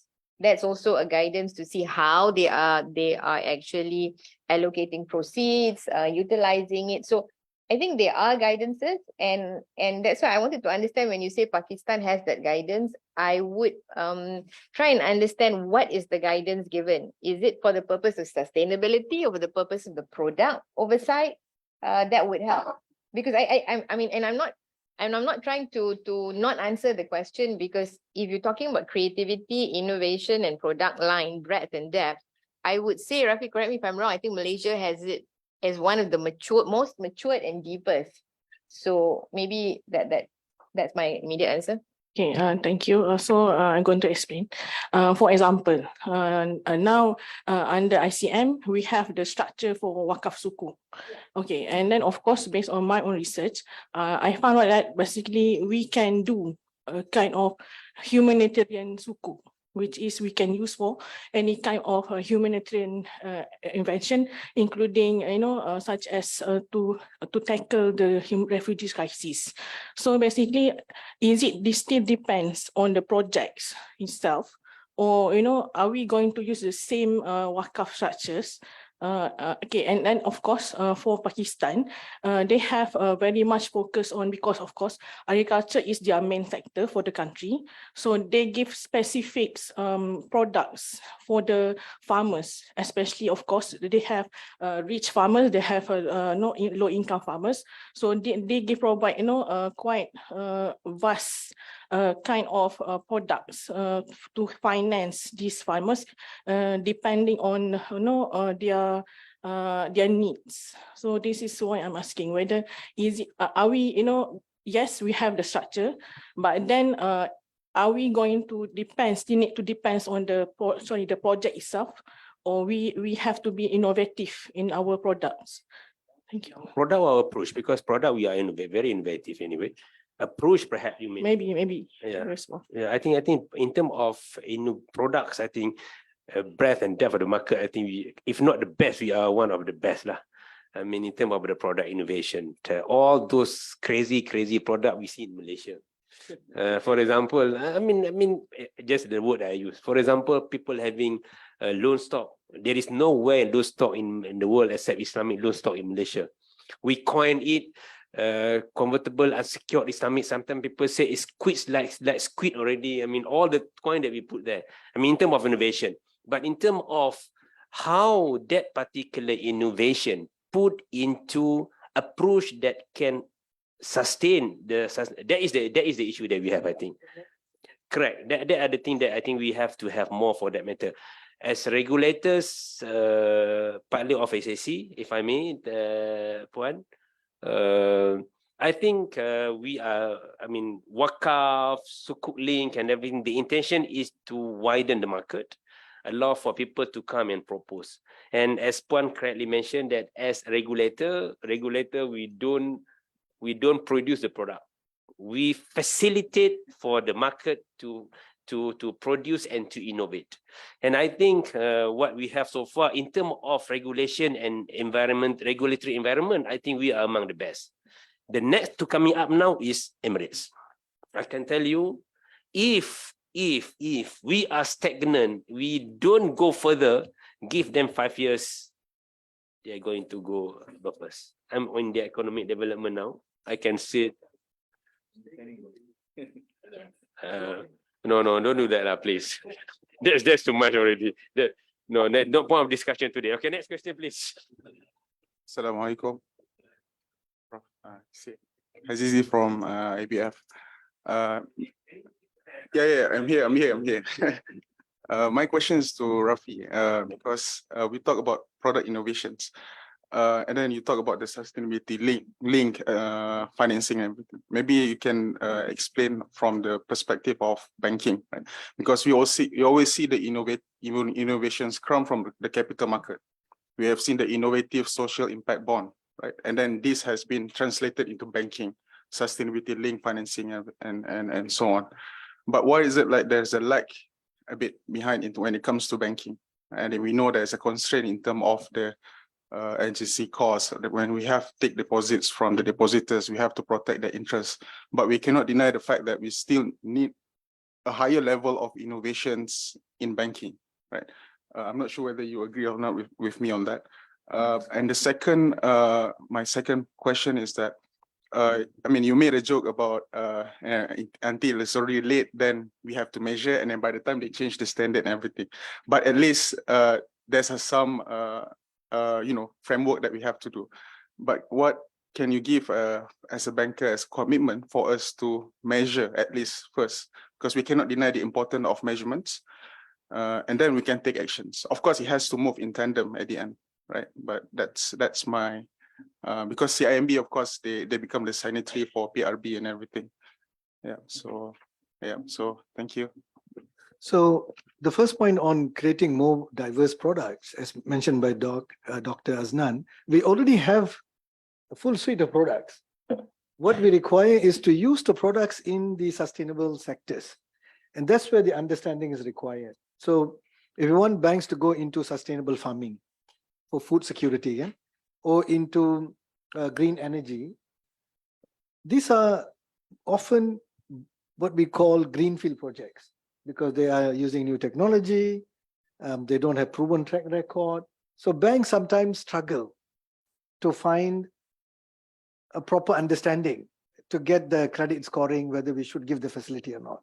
This is where I think the industry can work together with various experts like SEDA, for example, and other government agencies to guide us that, look, don't worry, this is a proven technology. This sustainable farming need, Thailand or other countries have used it for 10 years, is very robust. The risk can be mitigated XYZ, because as you know, we are here to protect your deposits, our primary consideration. But we want to make sure the financing is going to sustainable sectors that's benefiting the country, the environment, and so on. On the second point, I'm all for measurement, because often we see nothing measured, nothing. So we want to do things, but in moderation in measurement. Today we are spending, in my humble belief, we're spending too much time on measuring and setting targets.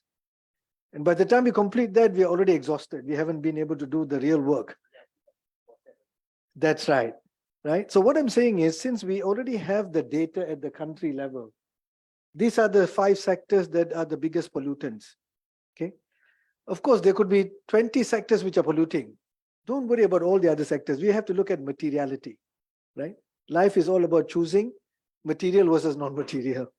If the material sectors that contribute 90–80% of the emissions, energy, transport, industrials, some agriculture, and LULUCF, the land change, focus on that. And from this inventory, you can then track, because all these sectors will be financed through equity and debt financing, Islamic, conventional, whatever. Then you break down, kalau equity ni, siapa yang underwrite? Maybe PNB ambil sikit, maybe EPF. Then you go back, okay, PNB, EPF, you are indirectly holding these assets through your equity holding. And banks, okay, you are financing 13% of the energy sector, you are responsible indirectly for 13% of the emission. So that means I already have a measurement. Tak perlu I measure on my own. I take that ballpark figure, could be plus minus 10–20% wrong, tak apa. You start a plan. In next 5 years, I'm going to reduce my 13% market share, allocated market share, to 8%, 7%. And this is my plan. So at least I go straight to implementation, as opposed to spending the next 5 years figuring out what is the emissions from my portfolio. You know what I'm trying to say? Always said about the teacher lah. They are sometimes previously they said people are too much into recording, into everything. Dah letih dah malam tu dengan segala benda nak kena buat, pergi mengajar mengantuk lah. And they feel tired. So the purpose of all recording and everything is for them to teach properly and the way benefiting the student. But because they are too tired of doing all those things, come to the student, no more energy to do what they are preparing to do for. I mean, that's what I try to say, right?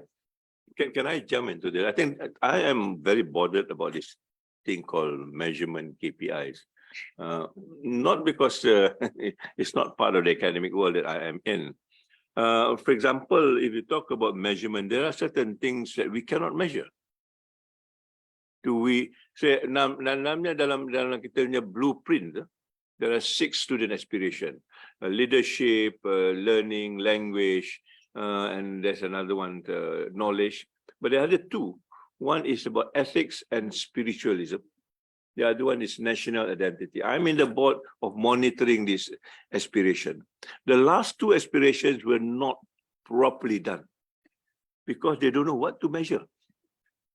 And yet ethics, spirituality, national identity is the crux of this country. You may be brilliant, you may be all this, but you don't know what this is all about. Therefore, that particular item has always been pushed aside. You know, so when we declare besok 2025 and all this blueprint is going to be declared, that will be the numbers that is actually down. And if you look at the country today, this is what is happening. Ethics is down the drain, spirituality is down the drain, national identity, we still do not know who we are. Suddenly the word Madani comes in, as though we have not been Madani in the last 100 years. So these are issues that I think we in the academic world is really very concerned about. If you insist on just measuring, and then when I talk to my friends in Finland, they say we don't measure anything. Why? They say we work on the culture of trust. No homework, cikgu tak ada assessment, budak-budak tak ada assessment, and yet at the end of the day they are top of the list. So these are the things that we need to think balik. Happiness economy, they are the first or second. The word happiness lagi. So I think we need to rethink. We cannot just be following. And we think Islam has all the solution, but we are following everybody else. So where is the Islamic solution? Good. Can I just add to the first part of the question on the banking and sustainability link? I do appreciate that for the banks to undertake sustainability link, and I'm not saying whether it's right or wrong, like I don't know, but scale and the size of the business that they expected to fund will matter to compensate what risk you are taking. I think that's why capital markets have become more prominent in, say, agri-food or food security, because if you look at Malaysia, and it's probably more of a structural problem, your agri sector are occupied by smaller setups. We've not gone up the value chain, and for these people to go to the bank, or and the cost of going there versus going to, say, alternative space like where we came in and established ECFs and P2P was actually to address that. So then they gain scale. When we did an accelerator program, the last actually 1-2 years, we've done 2 in both the banking space and the capital market space. Many solutions from agri, for example, came in, but they're very small in size, and on the value chain, they have not reached that scale yet. So what we need is to address that. So private markets for capital markets are now coming in big. Your angel investors, your VCPE, grow with them so that then we can graduate them to the bigger companies, not only benefiting the public markets, but benefiting the likes of the banks in the funding, because otherwise we're not going to solve the current, I think, very serious structural problem in the country where a lot of the SMEs aren't able to go to that next level. So we're kind of stuck in that pace here. So that's where sustainability link comes in to tie it to SDGs. In terms of, boleh tanya sekejap? It's come to my mind. Who can say no, right? In terms of serving the underserved and unserved segment of the society when it comes to takaful, how we have progressed? So this is a question that has been around for many years and has always been a topic of many interests from regulators, or even I think even the government has taken a few initiatives over the past few years. If you notice, perlindungan tentang voucher, My Salam, all with the intention to first force the industry to go to the lower income segment, which naturally is what people see as underserved, right? But more often than not, there's more than that. With the new financial inclusion framework that was introduced by Bank Negara, people who cannot access, people who doesn't know, doesn't understand, and sometimes these are not people who doesn't have money, right? So how much we have progressed, there's still a lot of place to work on. Some of these initiatives from Perlindungan Tenaga voucher that was pushed by Bank Negara forced some of the players to start introducing low income products. But now Perlindungan Tenaga voucher is no longer there. These players stop pushing these products as well. So again, it comes back to what my brother Rafi mentioned about Mohsin before, and what Tan Sri mentioned is also first asking ourselves, industry players, why we were doing this in the first place. If you're doing this because of the subsidy is given, then it's not going to be sustainable, and you won't be able to address the underserved in the longer term. Because the moment a subsidy is taken away, or any assistance taken away, then again you're leaving all these vulnerable people again left hanging. They have protection for the past 3 years. None of them passed away even during COVID and didn't get the benefit. Right? I think that again, coming to what you mentioned earlier about why we do this, even Takaful agents pushing and just take it and not understanding why you're doing it is again a more fundamental question. Why the underserved what you mentioned again, whether how far we have gone, because that's why I can't answer. Because if you ask me about line of products, because a lot of conversation or questions even earlier about innovation, I feel if it's oversold. The word innovation is sometimes oversold because it comes back again. We have numerous products on the shelf which are not reaching out there to the people that is intended to. Like the other piece of people when we talk about inclusion of disabled segments and whatnot, we at every Takaful has tried, but again, I'm shy to say to even admit that we have not progressed well in getting people to come on board into our products. People are still skeptical, and it's still be expensive. And again, holistically, I think there were words about systematically about how the industry is structured to support these kind of initiatives is also important. So there's still a lot of work that needs to be done. And right now, we've progressed in being probably not the most popular thing to say. We've progressed into underserved, but now we also taking step backwards to serving the underserved when we started off on the wrong, not so right footing on actually addressing the issue from the start, if you know what I mean. Yeah, that's my point of view. Okay, thank you very much. My question number one is that now I think we kind of we listened from the panelists that on sustainability, we are that we are good, we have all the frameworks and whatnot. And then when Sharifat talked about that now, well, the framework is there. Now we need someone to take it and then, do it. I mean, that the action, what are we doing? Then we are talking about also a product which are very innovative, but still, again, the questions that people are not taking it. Why then that happen? Why people or industry, when it's up people here, individual as well as the industry, right, are not taking it. Whereas it's there. We are good, we are leading and whatnot. But what are the problem then? That's number one. Number two, Tan Sri, Tan Sri talk about having different definition. Definition is important, and then it need to be contextualized. And then we're also talking that we are good at prompting new terminologies, kind of thing. And people are taking sustainability on different contexts and different definition. What's stopping us, particularly Muslim and particularly, to come to one definition that we agree, that is common? What's stopping us to do that? And then what's stopping us to shout out that this is our definition and tell the whole world that this is our definition together? And I believe this is where, people can see us having our own definition. And that also includes Islamic finance because it is part in Islam and whatnot. Now, Cik Najib, Takaful, we can see, that Prof. Azlan also mentioned about when takaful is established, we know this very, very noble, very good, what takaful supposed to be. But in Islamic finance, takaful seems to be less talked about.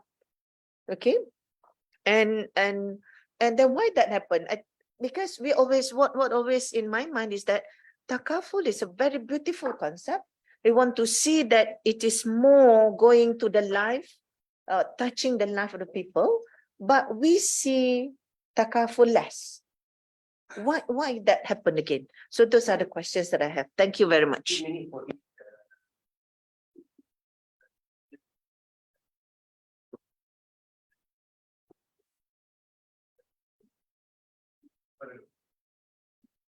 I'll probably take the first part, why there's no take up and etc. And I'm going to try and keep it in 2 minutes. Maybe try and look at the phrase whether it's profit for purpose or profit with purpose. Then maybe analyze what's behind that. And that's why I go back to that phrase I used earlier. You do need like-minded intentions, like-minded stakeholders, because if we're all going for the same journey, then possibly there is. Sukuk Wakaf is not taken up because the stakeholders, for whatever reason, don't see that there is anything in it for them, that end result. And it's easy to find excuses why we don't want to do it. But it's easier to say, no, all this is difficult, etc., etc. But owning the thing is what we need to do. I think on the second one, when you ask why we don't do shout outs enough, why don't we define we are? Again, it's probably a structural problem. Maybe we're Asians, we're very shy, we're very humble people. We don't go out and speak enough. I was told that the last couple of weeks, some of us fall off radar. Maybe something to look within us ourselves. We should be brave for what we own. We're not wrong. So why are we not taking it on and saying that? And I think for Islam, it didn't help that there was a lot of negative energy the last 5 to 10 years for various reasons. So if we don't defend it, who else is going to defend it? And I think the last bit I want to say, which is why I think as whilst we are champions of sustainability for Islamic capital market, I think what I'd like to say, and my SAC members are here, they will probably know what we are trying to do is you can be one and same with a common global agenda, but there's nothing to stop you to create that own identity and ensure that identity is strong in IF or ICM. And that's up to us to do it. 2 minutes. I hope I can do this very quickly. I think because we are sold out on some people's definition of success. Right? I know the academic world, success means ranking by somebody else, and that ranking doesn't have anything to do with us to start off with. The definitions are all not according to us, but yet we spend money on this. Therefore, I think we need to redefine what success is for us. Jannah is not part of our success. I'm quite sure. If we are really serious about this, then we are more vocal. At the end of the day, you might as well be punished in this world here rather than the other world. But that's the choice that you need to make. So I think we need to begin with what we want and how do you want to drive this. And that's why I think in the last 2 years when we were here, we make sure that we became the institution of the year in 2020 and award by United Nations, no less. So in other words, we say that we can define the rules. Now people are referring to us. How do you become this in a matter of 2 years? And we tell them this is what you are doing. So what we do, I think, is more important. I think my worry about sometimes is we say we have done this. Where's the documentation?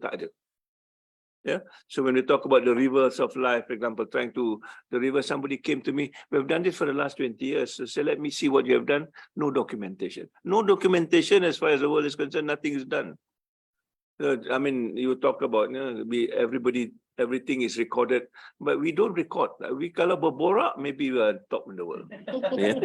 Tapi recording, we know that. So these are the things, Rosni, and that's why I'm very happy that you do this. It may be a humble start, but yet people now can see what exactly do we have achieved, how do we have accomplished it, we can make it better. But those are the things we need to talk, to walk the talk. We need to document it, and you need to be courageous and be them. Say what you want to say. Allah kata, if you are not going to be this, then you will. I'll give you my simple example. Maybe this When I was a vice chancellor, the minister called me and said, put somebody else there as a director of these places. I say, sorry, sir, it cannot be done. He said, why? I said, there's a processes that need to be followed. You know the process because you're the minister. Dia kata, ini minister minta. Dia kata, I'm sorry, I cannot do it. After arguing 10 minit, dia empas telefon. And my friend dekat office, dia kata, what do you say to the minister? He banged the phone and he said, Vice Chancellor USM ni kelas kepala. And he said, I want to sack him. Alhamdulillah, you know. Tapi my rezeki is there when the cabinet reshuffle came in, he wasn't there. I lasted for another 8 years. So I do believe if you're really sincere about it, God will protect you. And that's the best protection that you can get. The rest are just empty promises. So we work on that. I think inshallah we will be there. Yeah. Assalamualaikum.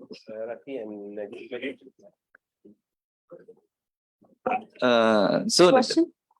Sorry, I have a question. Responding to Prof. Rosni's question on takaful, not in the limelight and whatnot, right? And we started off even when I was articulating my point, and Prof. Aznan mentioned that takaful itself, by definition, is sustainable. But again, I send this question back to everyone in this room. When the moderator opened up questions, there were no questions about takaful. It's an afterthought in everyone in this room, because it doesn't involve big money. It doesn't involve talks about saving the world. It's about saving people and saving small things. And we don't like to talk about small things. While more importantly, it's closer to you than anything else and any other Islamic finance instrument in this room. Because we come back to the verse that we all takaful practitioner hold: don't leave your family begging on this, leave them in rich rather than begging. But again, that is the sad reality about takaful. And here, and I'm standing here with some of my other colleagues trying to change that. And it's going to be a journey to create that awareness. But that's my simple answer to why takaful is, because it's again a mindset change that we need to do. Because if you look at non-Muslims, you look at the penetration rate in Malaysia, insurance itself is 46%, close to 50%. No, they don't. They go for insurance, but the basis of protecting, creating financial safety net for them is natural, but not for the Muslims. At least for now. But there's also social aspects to it that we need to address, because a lot, again, between the 60% of Muslims in Malaysia, and we don't have to go into the details of the stats, a lot of them fall under the low income segment as well. So again, to address this holistically, I think all the fraternities across Islamic finance will need to come together and address it as a system. Yeah, so 1 minute.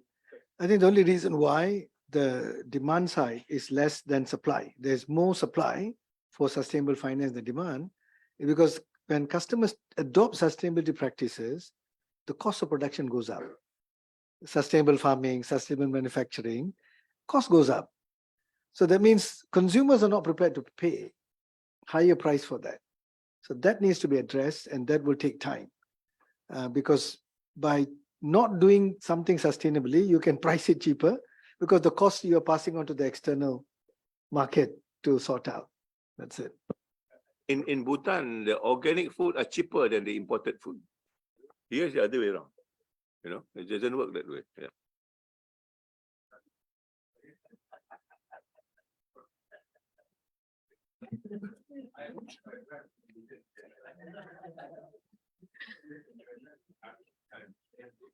Okay, Bismillahirrahmanirrahim. Thank you to all the panelists and also the moderator for very inspiring and thought-provoking session. I just want to ask, actually there's two questions I want to ask. The first one is with regards to how how frequent or how intensive the industry actually speaking to each other in trying to solve like national urgent national problems. Like for example, I think the Dana sitting in the Sharia board of EPF, right? And we actually see there's a very urgent need to address the issue of creating a good social security net for the people in Malaysia, because we are going to be aged society soon, and after that super aged society. And as we always read in the news, the savings in our mandatory saving EPF is not enough to even last 1 month for majority of the contributors. So can we have like, maybe I would like to challenge the industry to come together and provide at least 1 or 2 alternative solutions, because you see that you cannot actually rely on the government. They come up with some fragmented solution. Like recently we have, you can use EPF as like collateral. Before that, they allow for withdrawal and all those things. Security. Okay, sorry. And then before that, allow for withdrawal. It's not a sustainable solution. So can we find, because I can see takaful, maybe financial industry, capital market even, you can become the matchmaker for something which is more sustainable, which can solve that problem. It's actually a pain point for Malaysian society, but we still have not found a solution to that. So that's one of the things. So I think to be able to, yeah, but I think we need to be able at least to have a pledge that they're going to talk to each other so that we can find a good solution for that problem. At least that's one of the problems that come to mind, because it's not just about environment, it's also about society, the people on the ground. Okay. And my second question is about, I think we saw a lot of things about innovation products, but in terms of the takers of the product, I've been involved with some of the Wakaf Fund initiative and whatnot. I think the ease of doing things sometimes they're thinking about raising wakaf sukuk. They heard about it, they're excited about it, and they're excited about all these things, social finance, Islamic social finance. But when they really are going on that road, it's not easy. And most of the time they just face a wall and then they just give up, So I've spoken to many of these parties. They wanted to do retirement home, they wanted to do this and that, but they don't really get to actually do that. And when I mentioned about wakaf sukuk, they say, yeah, it's an exciting option, but they don't know how to go about doing it. So They become too excited and cannot do. so maybe if we can have some kind of dedicated unit in your institutions, maybe even the SC or each of the banks or takaful, they may have dedicated unit who can actually, we can refer to, you can actually provide advice and matchmake with the potential parties. I mean, sometimes they go and meet some of the investment bankers and they say, our investors are looking at these things and they are not within that, doesn't match with their social agenda and the kind of returns that they're going to have. But I believe there are social impact investors who would be interested in that kind of projects. So, but because they don't have connections, maybe we can create some kind of unit who can actually play the role of advisor or consultant or maybe matchmaker to make it happen. Like at least if something there's a breakthrough and we manage to have wakaf sukuk to actually do some of this project, it will actually maybe a trailblazer for others to follow. Okay, so these are my 2 questions. Thank you. Perhaps that will be our next CEO talk. Synergy between all those stakeholders for this kind of thing. Yeah. I give only 1 person to respond for that. Siapa nak respond? Nasri want to respond? Your question 2 hours, Prof. 2 hours answer. Yeah. Maybe let me just try a very short one. So I think a lot of people try to do this. Even I think recently you look at the establishment of the MIFSC, Council of Tan Sri Azman, MIFSC Council and whatnot. We pull together, but sometimes we look at very broad agendas, while some specific matters have not been pulled together, right? We do have representative from, I know MTA today, IBIM today, or IBIM I'm not sure, but but we can try and pull together, but it usually hits a roadblock, because one of the things yang earlier mentioned why we don't shout out, I think Prof Rusni tanya, kadang-kadang even between us, the spirit of what we want to achieve as well, we are not aligned. I think that's why I think Prof Aznan mentioned, I think this whole discussion requires 2 hours of a panel to try and sort it out. But again, if we start from a specific agenda that's pushed forward from the highest level within the nation and force us to do, probably that's a good start to start the ball rolling, and eventually find that rhythm and cadence as industry to address other issues that can come up. I hope that sort of answers the question. For further answering that question, I think we need perhaps next time we bring someone from, I mean, we have to identify all the stakeholders, come together and then try to see the synergy between them. I think I realized that perhaps another panelist that we need is someone from government here as well, perhaps on that matter. Thank you, Prof. Thank you very much, I have Prof. two. My question is, Another in order to achieve SDG, after I listened to the session, spirituality that Tan Sri Prof mentioned is the engine of to achieving the particular goal. Because today most of us just simply say they do not do good deeds or extra good works if there is no recognition or the acknowledgement. So who should be our audience? For example, many people, my audience, I will do this for Rida Allah. So in order to achieve this SDG, who should be our audience? Thank you. That one. Basically, ISTEC is doing SDG 18, which is spirituality. Exactly what I said, the 17 is not the final thing. Other people are doing things where we think we need to add on because of our contact, then we add on. Inshallah, early next year, we will broadcast it. I think the whole idea of sustainable development is about humanitarian. About humanitarianism, about humanity, about human dignity, about human values. Bagi saya, it's human-centric lah. So at the end of the day, how do we equalize? That is the issue. I think this is a difficult issue, as I mentioned to you. The developed countries has taken so much of our portion that we need to ask back. But now it's beginning to happen. Museums around the world, they are now give back the thing that you have stole from us. Egypt has done that. Many countries in Africa said, please return. It's not yours. I think we need to articulate those things.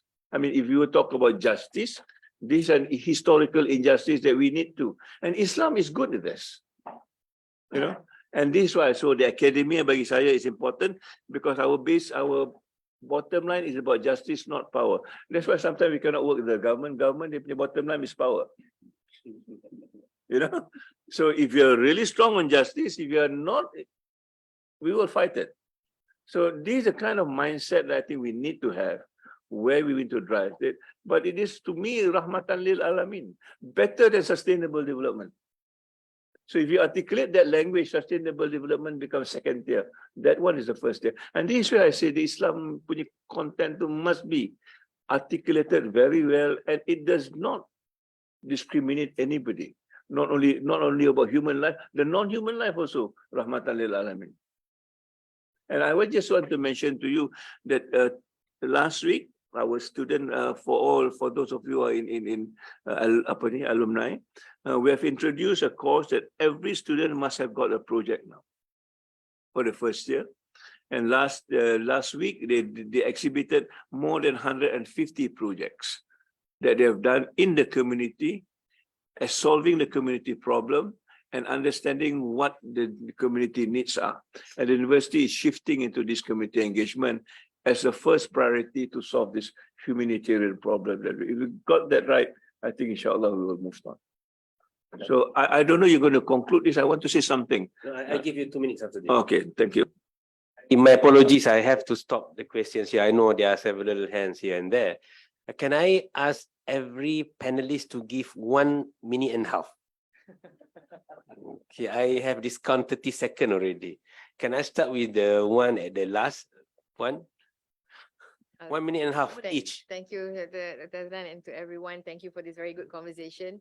I think I hope the takeaway for everyone is that we need collective involvement from everyone to push this agenda forward. We recognize there's multi-stakeholders. We all have different roles, different end games, different objectives, some financial, some not, some filled with maybe non-qualitative, some quantitative. So we do need to sit down. I think that's most important. We need to sit down and talk first and then figure out what's actionable.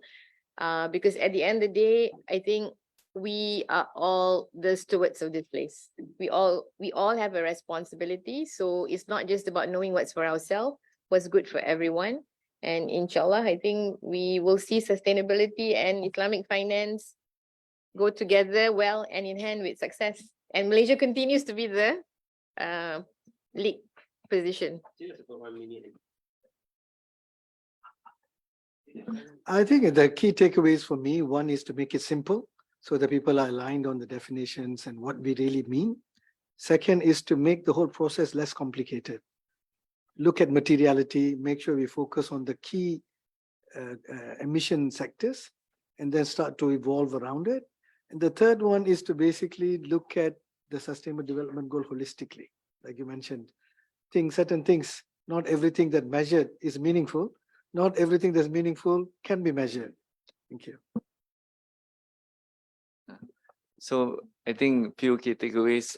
For a start, Islamic finance or Islamic in nature is already sustainable by heart. At least that's what I gather from the whole discussion across everyone. And sometimes, like Rafi mentioned, or a lot of us mentioned, we complicate things more than we should. And once we get that together and holistically look at it, then we should be able to continue to be leading in this forefront. I think that's about it. Okay, I just want to reflect. We were in one of the world-class university maybe a month ago, having a discussion of this nature.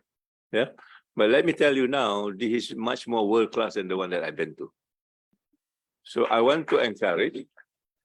Yeah, there's a lot. That one, there's a lot of hypocritical talk and so that they are not very open about it. So I want to encourage. This will be a kind of a series that we will do. Sure.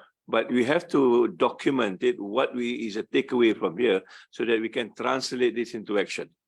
And not enough just to talk about it. How do you follow this through? So at the end of the day, you want to make the change and let's do it together. I see a lot of talents. I see a lot of dedication. I see a lot of committed people, but we need to put this into a whole.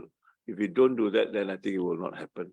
So I would like to thank you for this to happen. And I'm very grateful that you are here.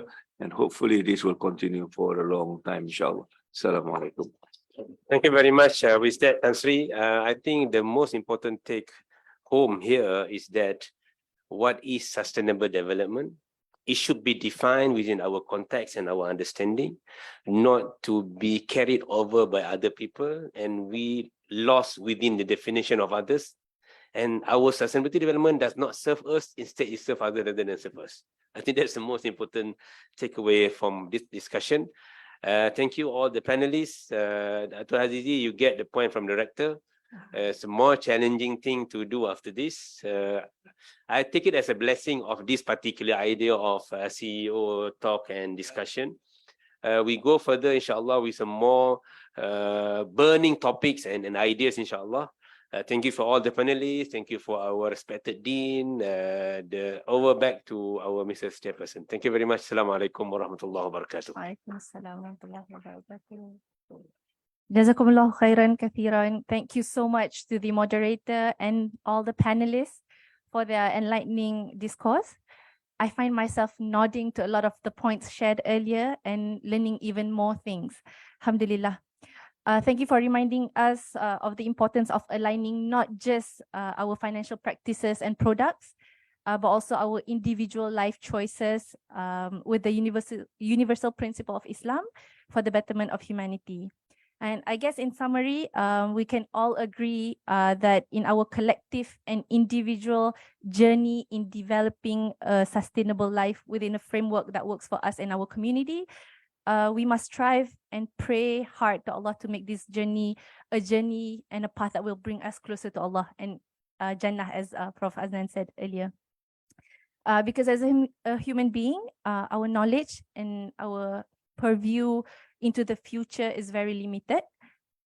Plastic bags, for example, were once considered a great innovation and a solution to the problems we had in the past, but now become a problem of today's generation, right? So now we have electrical cars and so many other solutions offered, but the impact remains not fully known. Sorry, really, while I was sitting here, I was thinking how scary, but also humbling at the same time to think that today's solutions could be tomorrow's problem. But don't lose faith.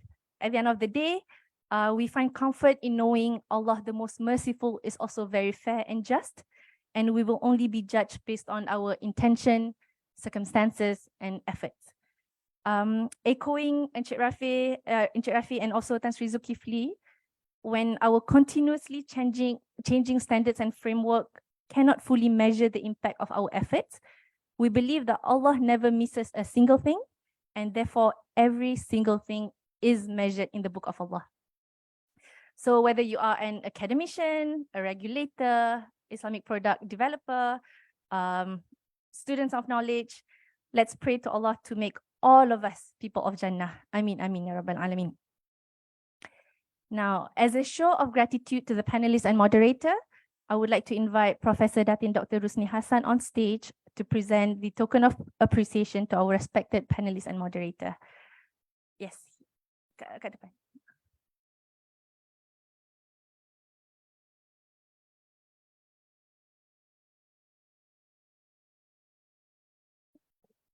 Okay. Now, I would like to first invite Professor Emeritus Tan Sri Dato' Zulkifli Abdul Razak.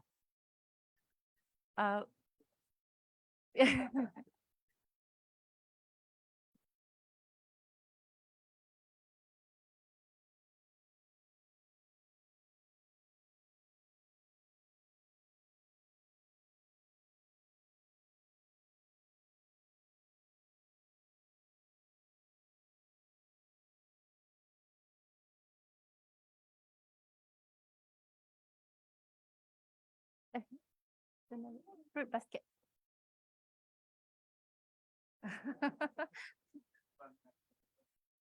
Hi. Thank you. Now we invite Encik Wan Ahmad Najib, Wan Ahmad Lutfi.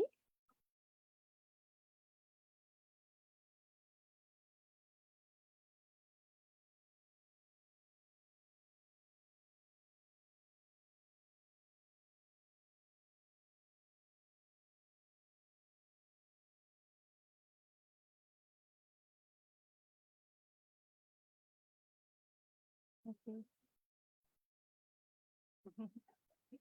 We will now invite Encik Rafi Hanif to come forward to receive the gifts.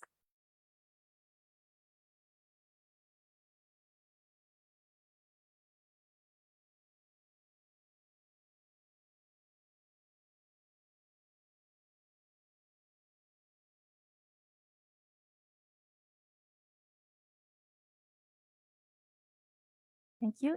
Next, let's have Puan Sharifatul Haniza Said Ali.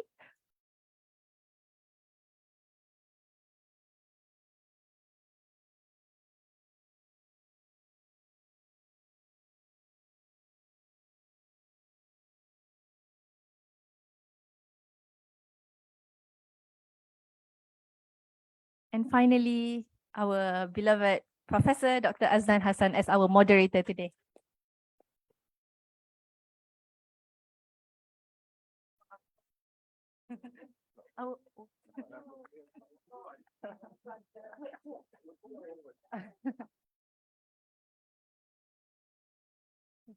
Thank you. Thank you so much, Professor Dr. Datin Rusni Hassan. Now, before we close, I would like to invite all participants to come down and maybe move a little bit to the middle so that we can take a group photo together. If maybe to that side, to just the participants. I think move to the middle a little bit.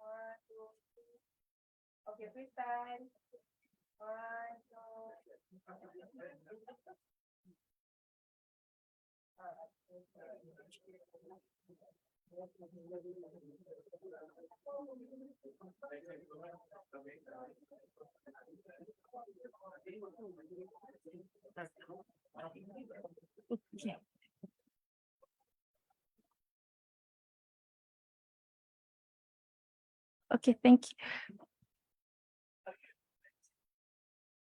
Once again, we extend our sincere gratitude to everyone present today, our panelists, lecturers, sponsors, committee members, and all of you who have made this event a success. Just an announcement, we would like to announce that there is a booth selling handmade bags outside, so feel free to browse and shop. Thank you for coming, and with that, we end the majlis with Tasbih Kifarah and Suratul Asr. Assalamu alaikum.